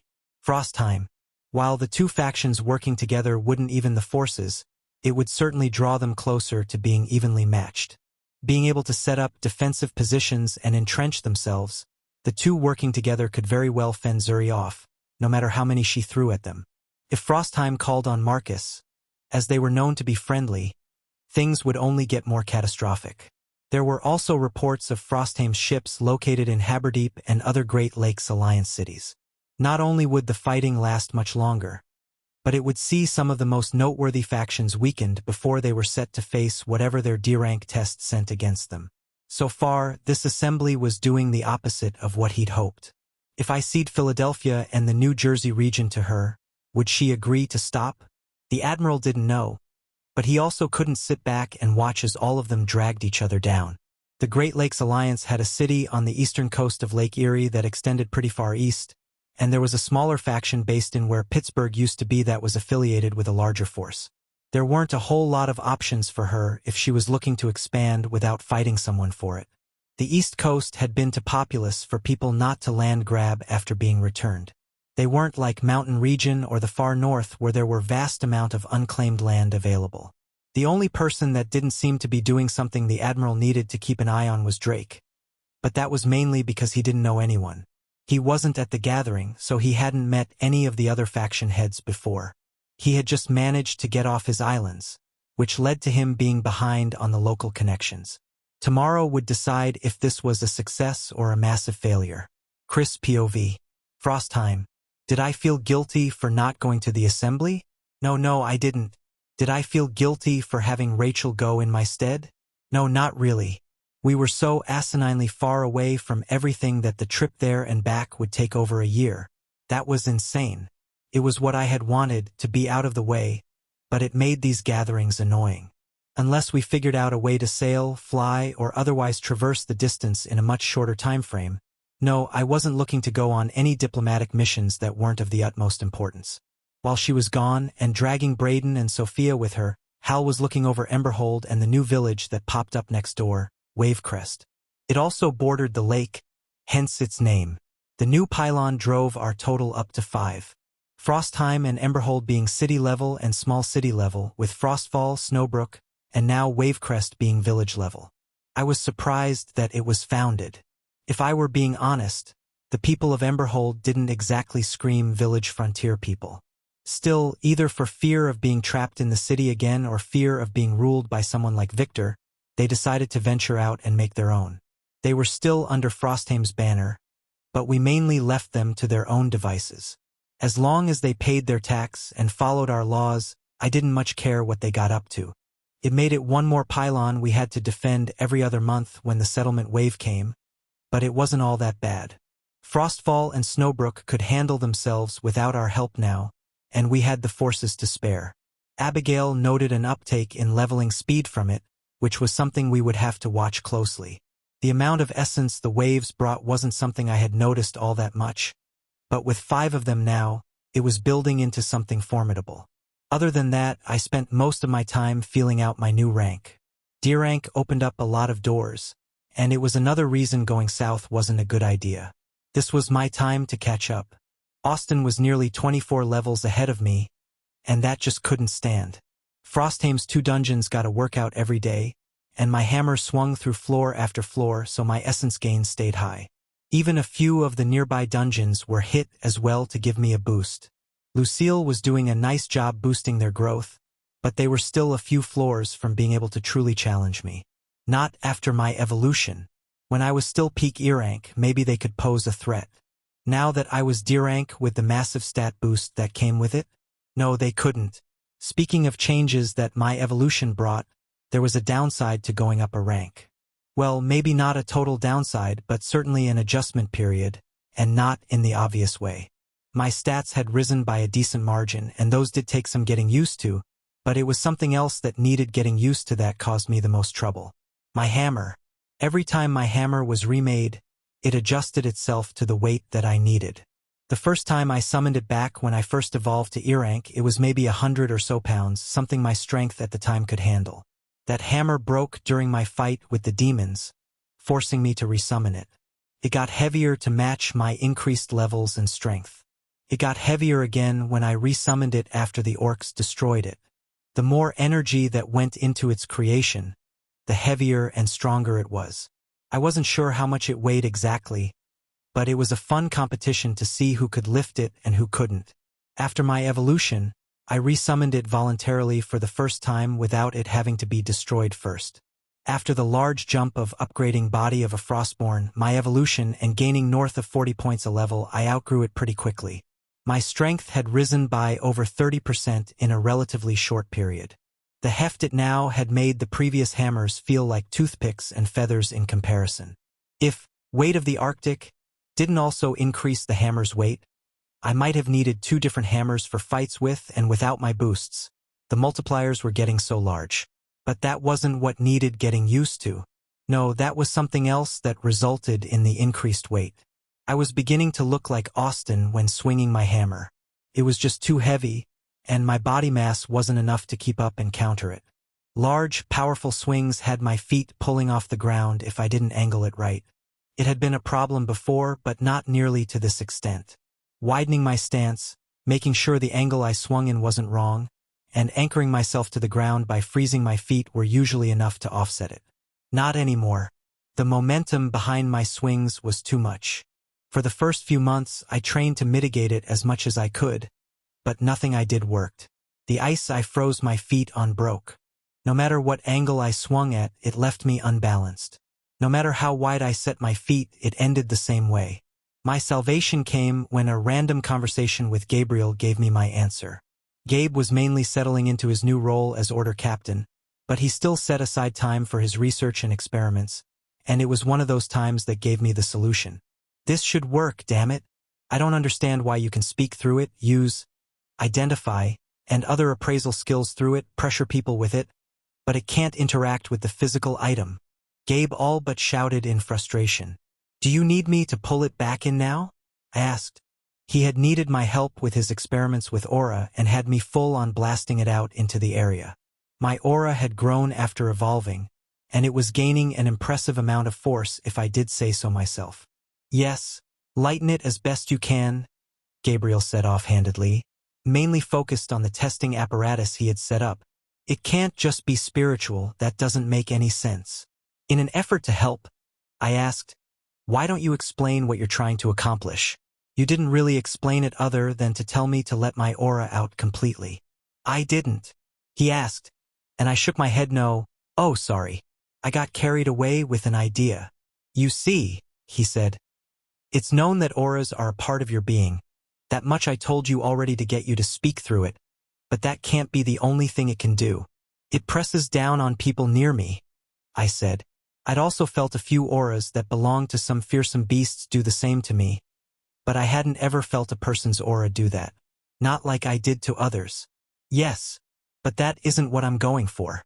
You have aura detection, which uses the aura as a medium to appraise an object or person. Gavin recently got aura trace, which lets him track the residual energies left behind in a person's wake. There has to be more they can do. So, letting my full aura out, you wanted to see what exactly? Gabe turned away from his testing and looked at me. Yours and Rachel's are the only auras I know that can affect temperature to a noticeable and exaggerated degree. You cool things off and she heats them up. If temperature can be affected, and everything else I mentioned, what's to say you can't move things too? Like crush them down physically? I asked, starting to get the idea. No, he snapped quickly. Well, yes, but not only that. Telekinesis. Actual telekinesis, not through a skill, spell, or artifact. Through will alone. True telekinesis. I don't. My words trailed off as I thought about it. Nothing I'd seen or experienced said that it was possible. but it also didn't say it wasn't. Auras weren't something I was well-versed in, but I didn't see why it couldn't be possible, and if it was, I had a solution to my problem. What if I could anchor myself with my aura? I wouldn't need to play around with freezing my feet or a wide stance. I could grip the ground and make sure my swings didn't unbalance me at all. It was perfect. It wasn't perfect. I had no experience with using my aura in such a way, and I didn't have Gabe to help teach me. This wasn't something he knew how to do either. After his test, which sparked my idea, we visited Volwyn to see if he knew anything about it, but that was of no help. He didn't tell us anything we didn't already know. He said it was possible, but advanced aura techniques weren't something Diranks dabbled in. They usually didn't have the aura strength to really do anything. That didn't deter me, though. I knew my aura was strong for my level, and I was convinced it would work. I also didn't want to shell out the gold Volwyn asked to get the information from outside.